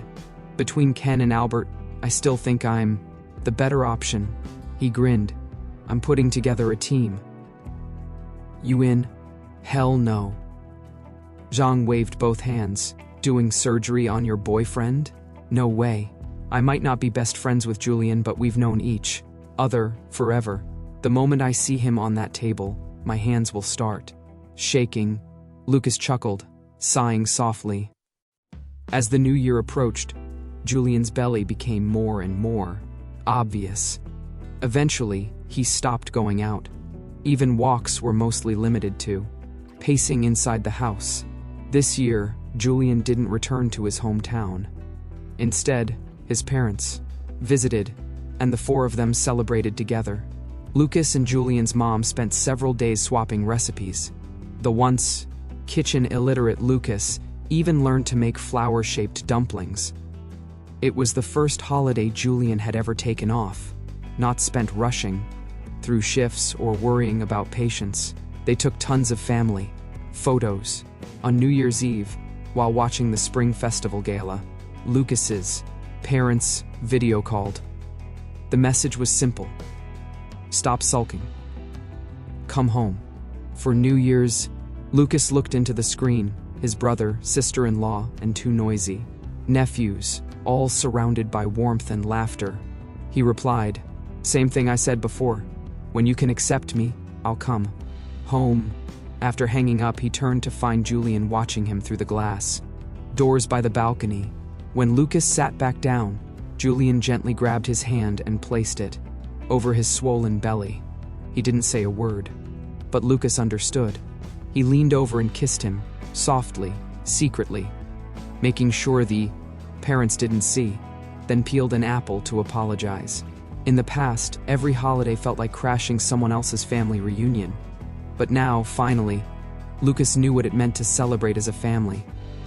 The new year arrived with snowflakes fluttering down, hinting at the bright days ahead. After the break, Julian's parents left, and the long-separated couple finally had a moment to themselves. They didn't go all the way, Julian was too far along, but things got steamy enough to be sweet torture. Julian lounged in a warm bath. Lucas was cleaning the chaos on the couch when the doorbell rang. He opened the door without thinking and locked eyes with a very stunned Yu Sang. 10 minutes earlier, Yu Sang had been out with his girlfriend. During their evening walk, she'd brought up Julian, suggesting he go pay a New Year's visit. It had been a And it was a good excuse to check in. Yu Sang thought Julian wouldn't care much for formalities, but finally gave in. He bought some fruit and came over. Then, surprise. Did I come to the wrong place? Yu Sang asked. Lucas froze. Nope. Then Lucas spotted the fruit and quickly pieced it together. I'm also here to visit Julian. Oh, Yu Sang still found it strange, but he let it go and walked in. Where's Julian? He asked, noticing the living room was messy, pillows scattered everywhere. Lucas scrambled to tidy up, discreetly hiding the trash bin and brewing tea like a pro. He's showering. His cousin's not here? Yu Sang asked, remembering Julian once mentioned living with a quiet older cousin. Lucas blinked. What cousin? He told me he lives with his cousin. That stunned Lucas. Julian had been referring to himself as his cousin. For some reason, that stung a little. He remembered the time Julian had called him Big Brother Fang Yu in bed. Probably moved out, Lucas said, straight-faced. What happened to your ear? Yu Sang suddenly asked. It's so red. Frostbite? Lucas coughed. No, it's nothing. Then from the bathroom, Lucas Shaw. You brought your underwear. Instead of mine again. Both men froze. Yu Sang looked bewildered. Did Julian just say? Lucas gulped. He said I left the car keys in the garage. I'm pretty sure he said underwear. Yu Sang replied. No way. Lucas forced a laugh. Why would I live here? Then from the bathroom, Lucas. That tone. Lazy, sweet, almost flirtatious. Yu Sang visibly shivered. He had never heard Julian speak like that before. You hungry? Lucas shouted way too loudly. Let's eat some fruit. Yu Sang nearly dropped his tea. What's with the volume? Practicing opera, Lucas replied. 10 minutes later, Julian emerged in a robe, towel around his neck, expression stiff. He threw Lucas a glare, then turned to Yu Sang, forcing a smile. What brings you here? Yu Sang stared at his belly, very prominent now, and then at his towel. Covered neck. New fashion trend? Scarves out, towels in? Julian. Lucas jumped in. Winter's dry. Gotta hydrate the neck. Oh, Yu Sang said sincerely. Julian. I didn't know you were so refined. Julian gave them both the death stare. I'm going to change. No need. Yu Sang waved. We're all friends here. No need to be formal. Just wear your pajamas. Still going to change. Don't bother. We're just here to visit, not official or anything. Besides, you don't want to trouble Dr. Shaw, right? Lucas, no trouble. Julian should do whatever makes him comfortable. Julian sat down, towel still awkwardly in place, expression complicated. His neck bore a hickey. His underwear was Lucas's. And now Lucas was pretending they barely knew each other. Chatting like a polite visitor. It was all too much. Julian, your ears are so red, Yu Sang said again. Want me to bring some ointment tomorrow? No need, Julian said through gritted teeth. Just took a hot shower. Yu Sang's gaze wandered to his belly. You really should get that checked. You look pregnant. Julian's expression froze. Yu Sang blinked. Wait, are you sick? Is that why you're on leave? He turned to Lucas. Are you here to visit because Julian's ill? Lucas and Julian exchanged a look. Then they both nodded. Yes. What kind of illness? Yu Sang asked, worried. Nothing serious, Julian said. Just need to rest. Relieved, Yu Sang chatted a bit more, then got up to leave. I'll come by another time, he said. Julian walked him to the door. Really? No need. Come on, we're friends. It's not a bother. Just as Yu Sang was about to leave, he glanced at Lucas. Aren't you leaving too? Come on. Yu Sang tugged him. Julian needs rest. Let's go. And just like that, Julian watched as Lucas was shoved into the elevator by the human embodiment of third wheeling. If there's a casting call for a modern-day meddling monk, Julian thought, Yu Sang's got the role locked. Outside, Yu Sang's girlfriend met him. Well? She asked. Good thing you insisted. Julian's sick, he said. If I hadn't gone, I'd never have known. Remember how you hated Dr. Shaw? She asked. Seems he's not so bad, after all, right? He must have heard Julian was sick and came by. Changed my whole opinion of him. What did he bring? Nothing. Empty-handed. Odd. Yu Sang nodded. Also, Julian called out to him twice from the bathroom. Like, twice. Wait. His girlfriend frowned. Was Dr. Shaw already inside when you got there? Yeah. He opened the door. She went quiet. If a colleague came to your house, would you shower? Yu Sang paused. No. Julian definitely wouldn't. Did Dr. Shaw leave with you? Yeah. Said he was going to the parking lot. They exchanged a look. Let's go back, she said. As they returned to Julian's building, they spotted Lucas, again, walking, back into the elevator. Yu Sang's jaw dropped. Didn't he just say he was leaving? His girlfriend, unimpressed. They're clearly living together. No way. Yu Sang rushed forward, eyes glued to the elevator's rising numbers, finally stopping at Julian's floor. He waited. Nothing. The elevator didn't budge. Lucas didn't leave. Yu Sang stood frozen. Suddenly, everything made sense. The matching pens, the synchronized relationships, Zhang Cheng's odd warnings. No way. This was insane. He rubbed his eyes, pinched himself. If it's true, my career's over, he whispered. His girlfriend patted his shoulder. Remember to step with your right foot. First tomorrow in the OR. Back upstairs, Lucas circled the block and quietly slipped back in. Julian wasn't in the living room. He changed his shoes and entered the bedroom. Just as Julian was changing, the towel had been tossed aside. Faint marks lingered on his pale neck. He'd just taken off his pajama pants, long legs exposed. On the bed, a pair of boxers, Lucas's, lay waiting. Out, Julian said without looking up. Lucas leaned against the doorframe. Why? I've seen it all. Now that Julian had indulged him once, Lucas was done pretending. No, more subtlety. He walked over and held Julian's hand. You were wearing my underwear earlier. Just keep wearing it. Julian pushed him away. Lucas hugged him from behind. You told you. Sang, I'm your cousin? Julian looked away. Did not. You totally did, Lucas said. Call me brother again. Come on. He kissed the nape of Julian's neck. Please? Julian trembled. Stop. Lucas pulled him to the bed, hands resting on his thighs. Call me once, and I'll stop. Otherwise, you sleep in my underwear. Smiley's still awake, Julian warned. Lucas placed a hand on his belly and whispered, Shh, don't listen. Daddy's saying private things. Julian, teach. Lucas kissed him. If the fire starts, I'll put it out.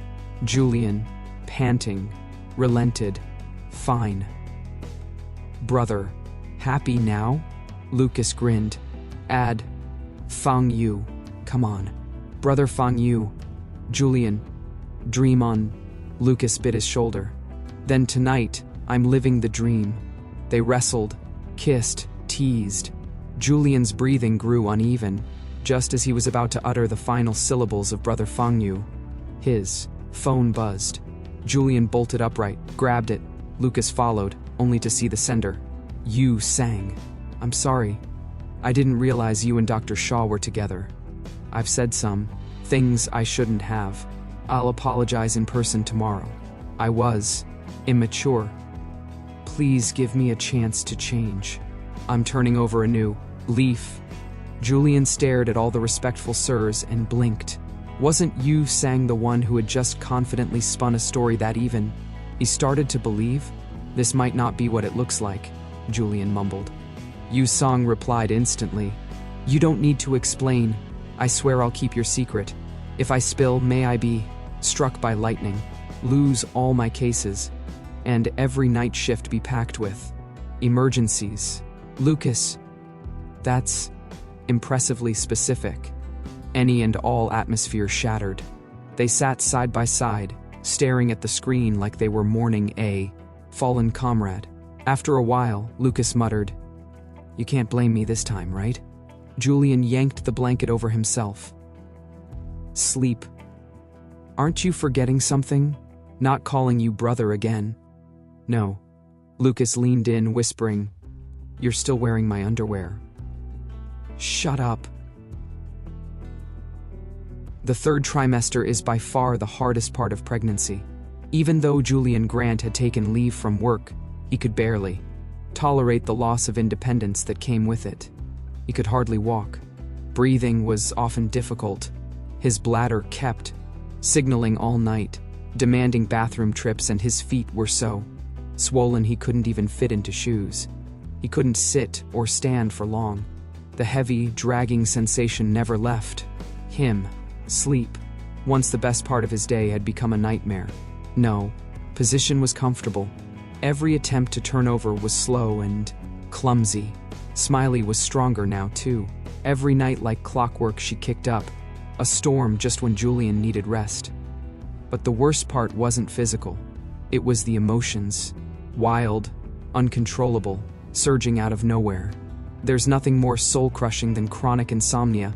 The emotional lows hit harder at night. More than once, Julian found himself tearing up without even realizing why. Lucas Shaw was gentle and patient through it all, rubbing his legs, holding him to sleep, waking to help him pee.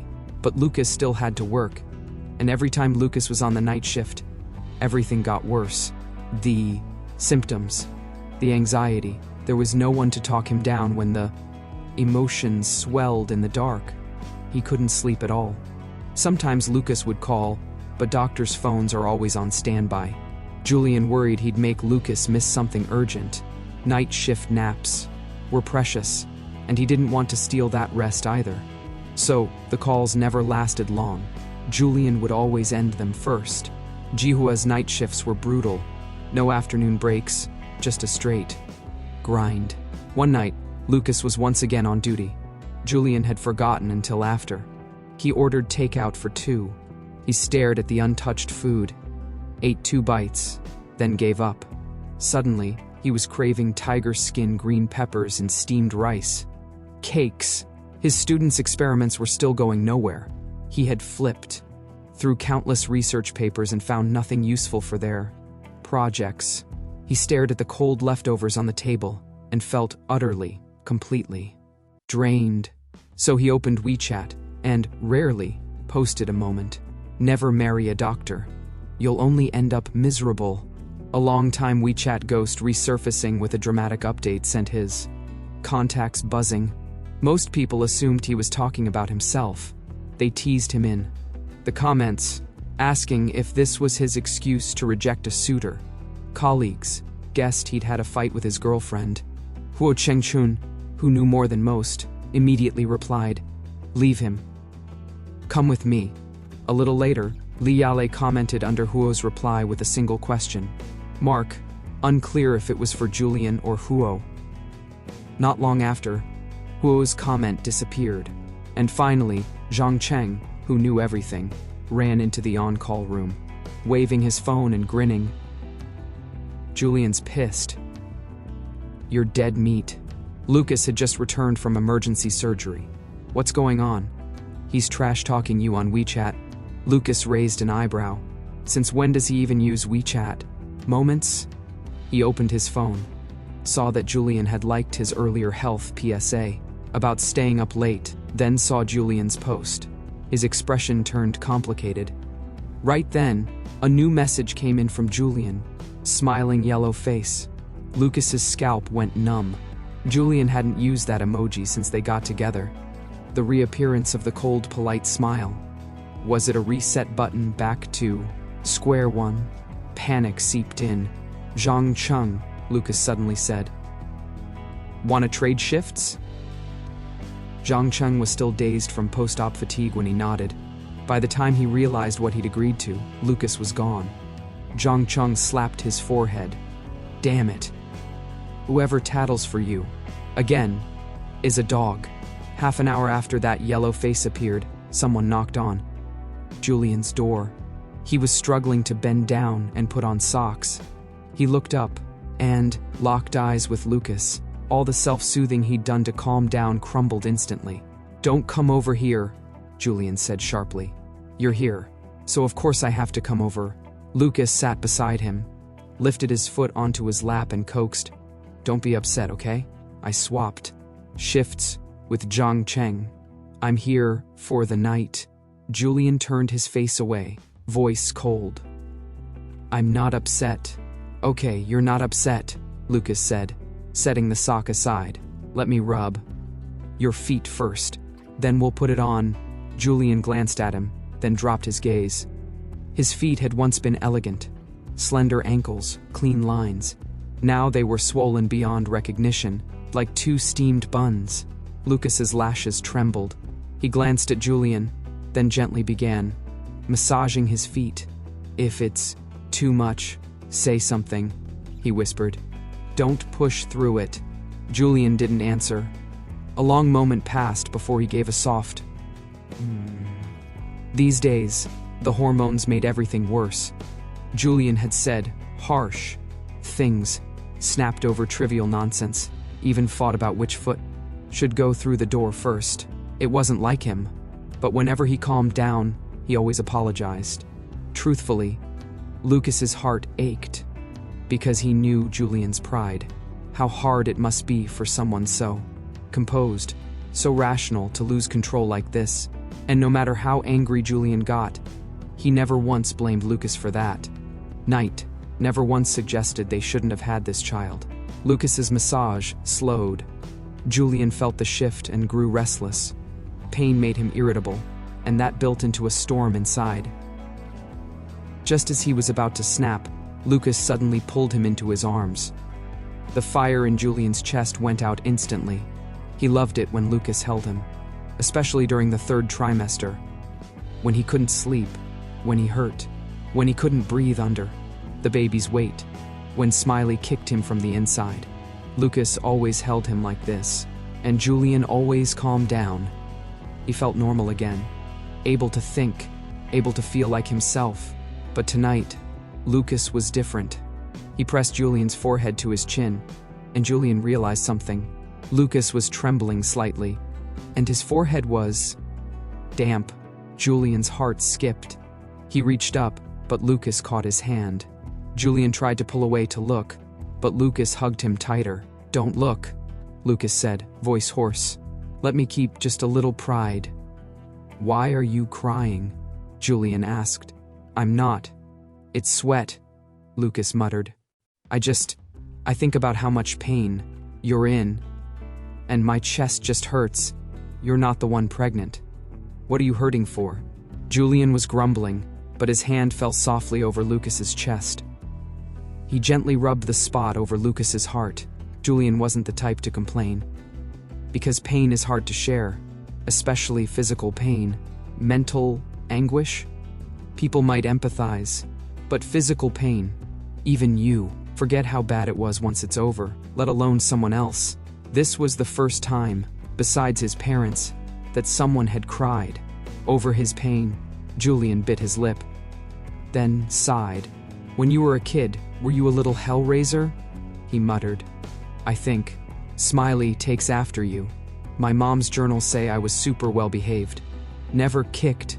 Julian didn't joke much, but whenever he did, Lucas always laughed, even if it was through tears. "Must be me. If you were a perfect baby, then I was the wild one. My fault. I passed the chaos down." He chuckled, then added, "But don't worry. Once she's born, I'll teach her." "Right." Julian rolled his eyes, but he was clearly softening. Lucas held his hand. "I'm gonna try to get more days off, at least no more night shifts. I dropped my A-Med teaching gigs too. I'll be around more." If you're feeling low, just call me. Don't bottle it up. Oh, and some good news. Julian blinked. What? Our hospital's partnering with the government and a developer. A new housing project's coming. Staff can buy at internal rates. It's part of that old talent housing subsidy promise. The area's not bad. Near Jihua. Good schools. Decent amenities. Julian, Lucas said, eyes twinkling. Let's get a bigger place.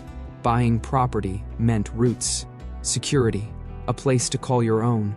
Julian looked surprised. He sat up a little. Lucas continued, now calm and steady. I'm thinking 3 bedrooms, or, if we can swing it, 4. Ensuite master bath. 1 for us, 1 for Smiley when she's older, and a guest room for your parents. It's still early, but the official announcement should come in a few months, right around when the baby's born. We'll go see the floor plans together. Zhonglan said she and her girlfriend want in too. I'm thinking, maybe. Same floor? That way, if Smiley ever has girl stuff she can't tell us, she's got Auntie Zhong. Lucas's eyes gleamed. I sold my old place. Got cash on hand. You use it for the down payment. Once the new place is ready, we'll see if we sell this one or rent it out. Oh, and let's do the mortgage under your name. I'll co-sign. Julian froze. Are you trying to play the selfless martyr again? They weren't legally married in Z country.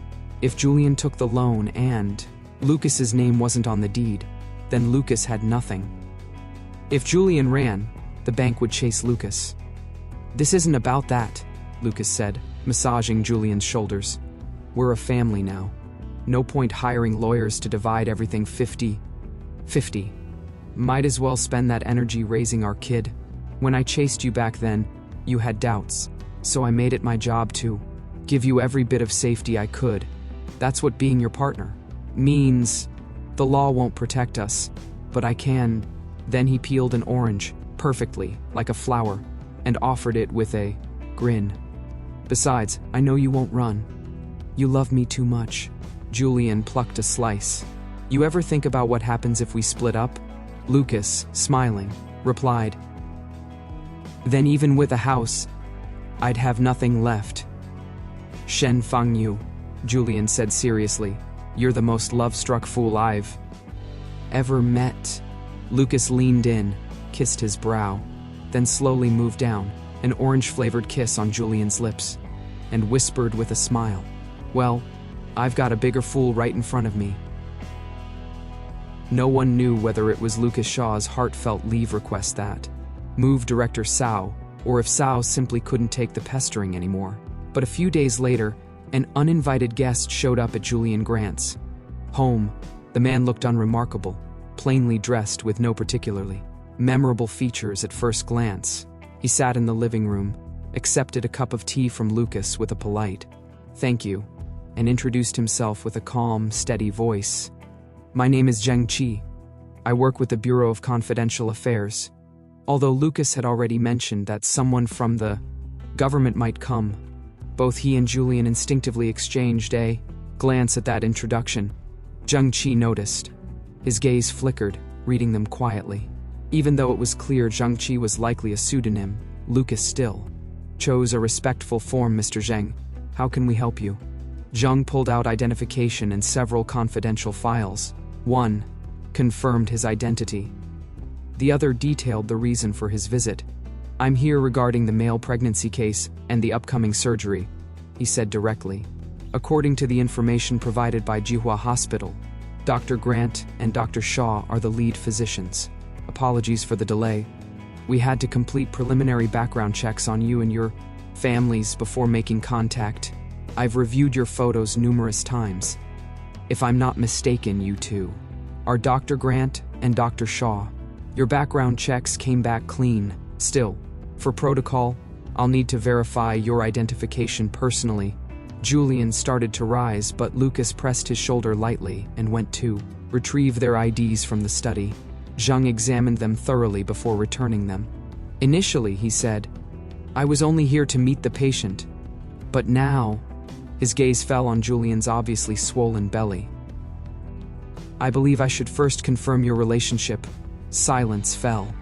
"I hope you'll be completely honest," Zhang continued, hands resting calmly on his knees. "Only with full transparency can we ensure your safety and successful collaboration." Neither Julian nor Lucas replied. The room went utterly still, so quiet that even the sound of wind outside seemed magnified. Finally, Zhang gave a short chuckle.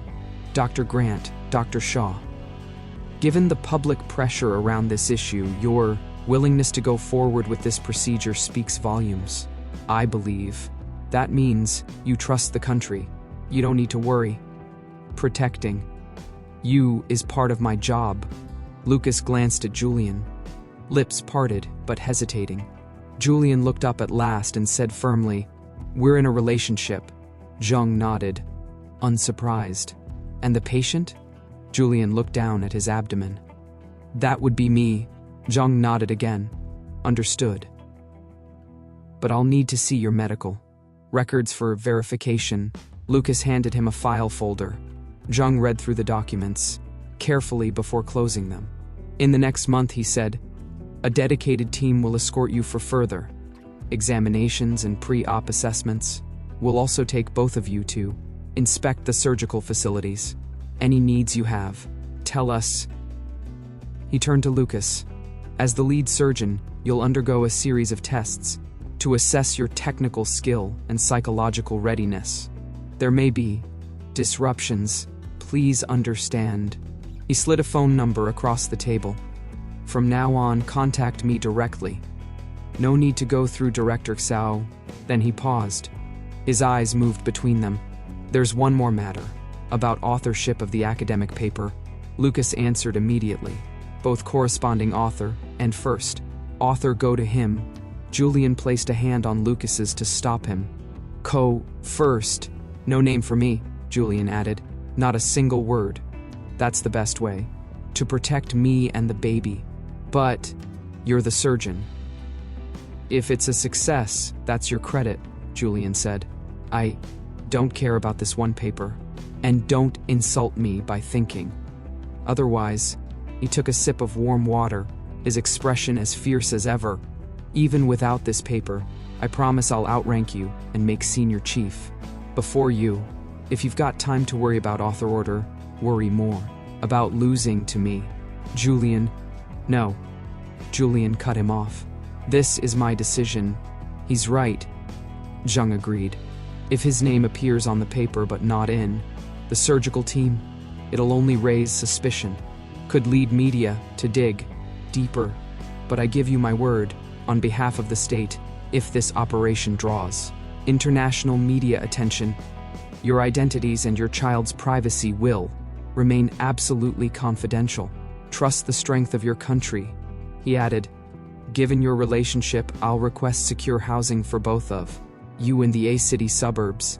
Our team will provide protection until public interest dies down. But Dr. Shaw, if the surgery succeeds, you'll be expected to speak publicly.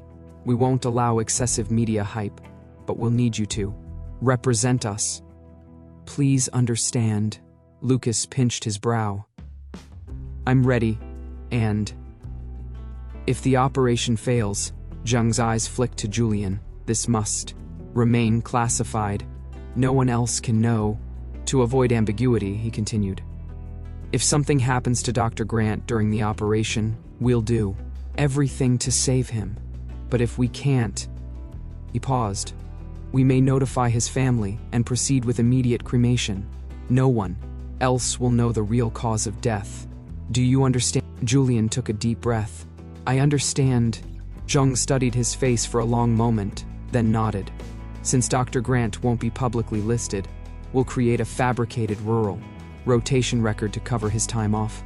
Once discharged, he can return to light clinic work to reinforce the narrative. Dr. Shaw, you'll need to prepare for leave soon. I'll coordinate with Jiwa Hospital, aside from a few high-difficulty surgeries to keep your skills sharp. We want your full attention on the operation. I'll prepare formal documentation soon.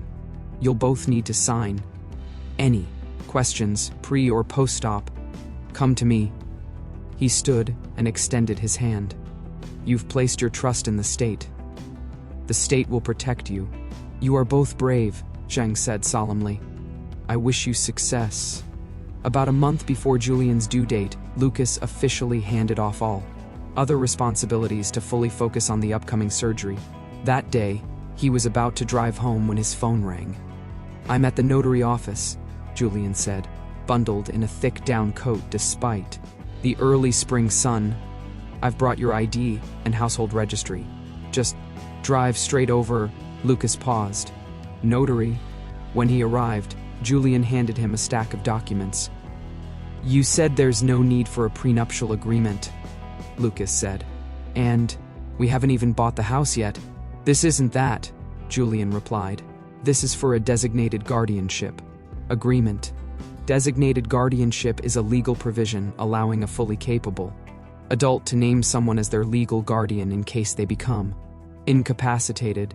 It overrides familial rights and was originally designed to protect the elderly, but many same-sex couples have since adopted it as a de facto form of marriage. Under this, the designated guardian gains authority in medical decisions, financial matters, and legal representation. In plain terms, Lucas would be able to sign Julian's surgical consent forms and the do not resuscitate authorization. Julian had just handed his primary surgeon the right to let him go, if necessary. Lucas's hands trembled as he held the papers. Julian squeezed his arm gently, trying to ease the tension. Don't be scared, Julian said. This isn't just about the surgery. You said the law won't protect us. But you would. Julian looked at him, gaze calm and clear. Then let me say this. If one law can't protect us, I'll use others to protect you. You proposed to me before. He smiled faintly, eyes full of light. Now it's my turn. Mr. Shen, he said softly. Will you say yes? Lucas's proposal had cost him a yacht, fireworks, a song, and 2 rings. Julian's proposal cost 6,000 yuan in notarization fees. The notary staff were professional and meticulous. They double-checked their relationship, confirmed the legal weight, emphasized the seriousness, then finally processed the documents. When it was done, Lucas held the paper like it was sacred. He stared at it for a long time, then carefully tucked it into the inner pocket of his coat. Way more expensive than a marriage certificate, he joked. We better not split up, at least for the money's sake. Julian chuckled. If you want out, pay me back. I've got no cash left, Lucas said, slipping his hand into Julian's pocket and lacing their fingers. So I guess I'm staying for life. The early spring sun made Julian sweat through his coat. He batted Lucas's hand away, muttering, Hot. Lucas unzipped his coat, helped him into the passenger seat, buckled his belt, then circled to the driver's side. Just as he rolled down the window, a gust of wind carried cherry blossoms into the car.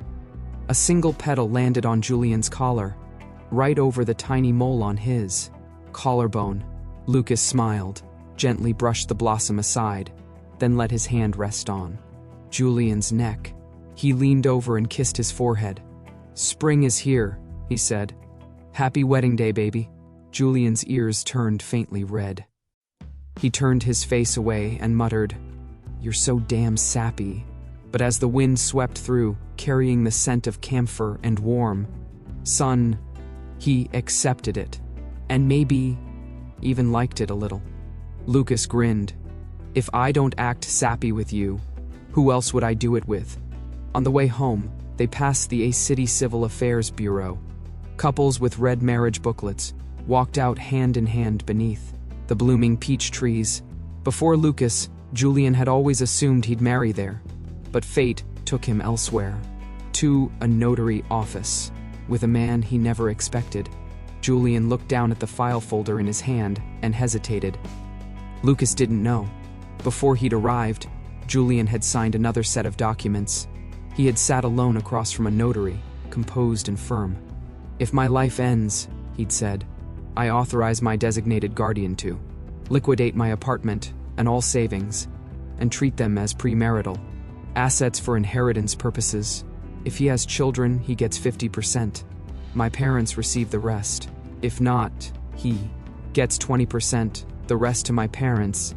Any assets acquired after this document are to be treated as marital assets, split 50/50ths. If my parents have passed, everything goes to my guardian. He had tugged his coat tighter. Round all numbers to the nearest whole. It was a notarized will. It was also the quietest, most rational, most deeply felt confession of love, what the law couldn't guarantee. Julian gave Lucas with the law that could. After multiple evaluations of Julian Grant's physical condition and extensive consultations with the expert surgical team, Lucas Shaw finally confirmed the surgery date, April 1st, the projected due date, April Fool's Day. 1 week prior, Julian moved into the private residence that Zheng Qi had arranged for them. Lucas set aside time every day to operate at Jihua to keep his hands in, practice and attend pre-op meetings with the team. Every remaining hour, he stayed home with Julian.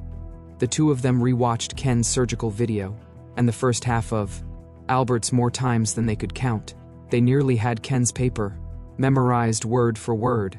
Ultimately, their surgical plan closely followed Ken's, with only a few modified details. The suburban house was much more spacious than their city apartment, quiet, clean, and ideal for rest. They spent most of their time in the study, either reading, discussing, or rewatching the same videos until they couldn't stand the sight of them. At one point, Lucas even muttered, "It's been over 10 years since the college entrance exam, and I feel like I'm right back in senior year. Practice, review, analyze, repeat." The red countdown clock on the wall ticked down, day by day. Julian sat by the window, tablet in hand, sunlight casting soft shadows across his cheek. Lucas watched him and suddenly imagined them back in a high school classroom, preparing for their exams side by side. As the surgery date drew near, on one final evening bathed in amber dusk, they finished one last video replay. Lucas turned off the projector and took Julian's tablet from his hands. "That's enough. You have to rest tonight." He stood, reaching out. "Come on. I'll make you those tiger skin peppers you've been craving." Julian's swivel chair turned 90 degrees with the motion, now facing Lucas. With a resigned sigh, Julian allowed himself to be tugged up by both hands, tilting his head to look at him. "You're not studying, and you won't let me study either?" Lucas laughed. "Rein in your top student instincts, Dr. Grant. I'm fully prepared. You're the one cramming like a freshman. Relax. I've got this." Julian smiled faintly and gave Lucas's hands a light shake. "Help me up." Lucas gave a firm pull, lifting him to his feet. Julian let go and instinctively placed one hand on his lower back. "You're heavier now," Lucas teased. "Want to weigh me?" Before Julian could object, Lucas had scooped him up into a bridal carry. Julian didn't even flinch. He trusted Lucas not to drop him, and couldn't be bothered to resist. "Why are you being so obedient these days?" Lucas asked, half in wonder. Julian's arms looped around Lucas's neck, balancing himself. Guess I'm just used to you." It wasn't easy carrying a full-grown man plus a baby. Lucas slowly made his way to the dining room, placed Julian gently into a cushioned chair, and headed to the kitchen. As he washed vegetables, he chatted idly. "Hey, Julian, what were you doing the night before your college entrance exam? Did you have trouble sleeping?" Julian rested his chin on one hand, watching Lucas tie an apron with surprising confidence. "Let me think." He chuckled. "I remember wanting instant noodles really badly. My parents never let me have them. So after school, I snuck out to the store, bought a cup, and waited until they were asleep. Ate the whole thing in secret. It was delicious. Probably knocked out right after that. Didn't have much trouble sleeping." Lucas paused. "So that's why your house has that ridiculous mountain of Instant noodles. Julian raised an eyebrow. And you? I went to the movies. There was this old theater near my place, almost always empty. I had a cousin who ran the reels. That night after school, I was so sick of studying I just went. What did you watch? No clue. Lucas grinned. But I know it wasn't a horror film. Julian burst out laughing. After a beat, he stood and walked behind Lucas, reaching for his apron strings. What are you doing? Lucas joked. Kitchen play? Julian gave him a look and started tugging the apron loose. Stop cooking. Let's go get instant noodles. Lucas blinked. What? Julian lowered his voice. Maybe, if we do what we did the night before, our exams tomorrow will go just as smoothly. Lucas froze, lashes fluttering. Then he quietly toweled his hands dry, unfastened the apron, and took Julian's hand. All right, let's be superstitious this once. Let's go get noodles. The two of them, surgery imminent, ditched their prep to slurp down 2 steaming bowls of instant noodles, savoring the spicy, smoky broth, in a way only stress-laden doctors could.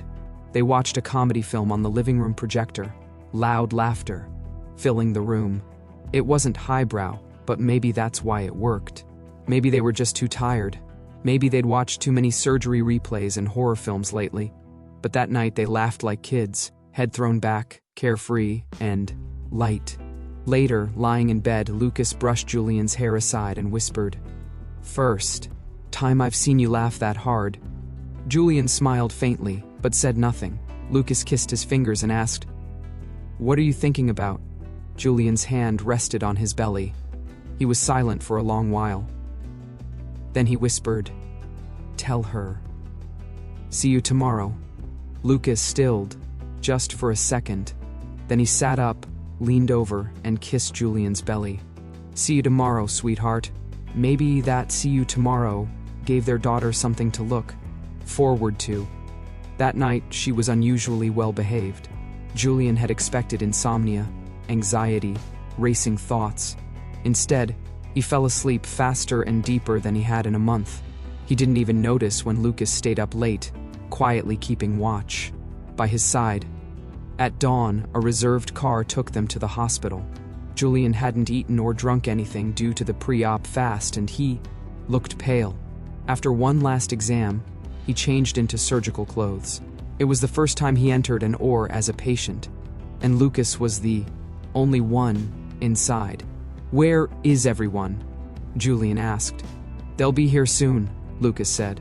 "Go lie down first." He adjusted the curtain divider and the small screen above Julian's head. Julian had requested to watch the entire surgery. Lucas had tried to talk him out of it, afraid of stress-induced reactions. But Julian only said, "If you can watch, I can watch. This angle, okay?" Lucas asked. Julian nodded. Lucas held up his thumb.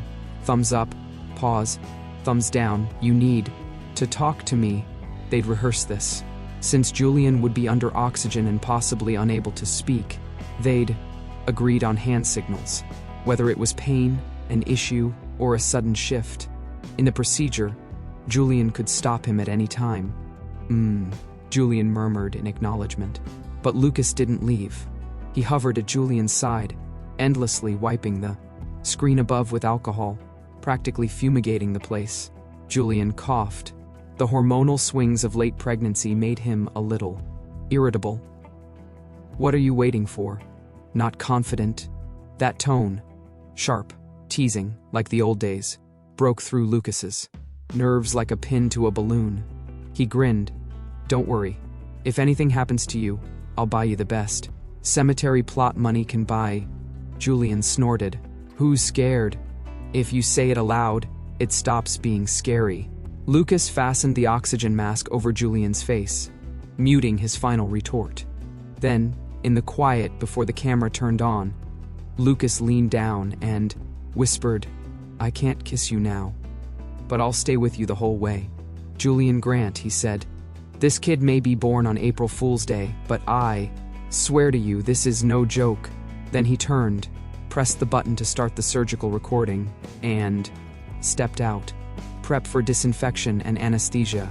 By the time he re-entered, the team was ready. The mask hid his expression. The surgical cap covered his hair. He stood still as the nurse tied the gown behind him.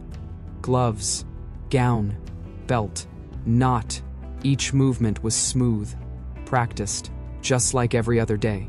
But today wasn't like every other day. He stood over the draped field, drew a deep breath, and picked up the scalpel. He couldn't see Julian's face anymore. That helped.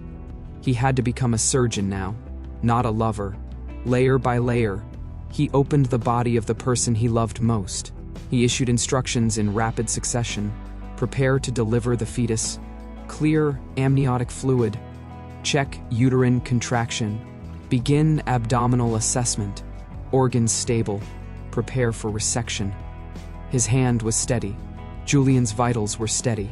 Everything was under control, except Lucas's heart, which did jump when he heard the first cry. He only saw his daughter briefly. Thick black hair, red cheeks, loud wails. Perfectly healthy. Most newborns are scrunched up, covered in fluids. But she looked clean, alert. Maybe she'd inherited Julian's obsession with cleanliness. Lucas cut the cord, then his focus snapped back to the surgery. Julian still needed him.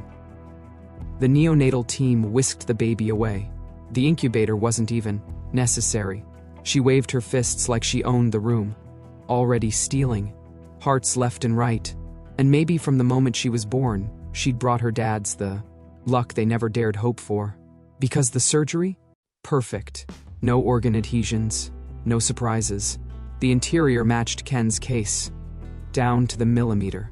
No deviations from the plan. No emergency changes. Every step. Precise. Confident. Flawless.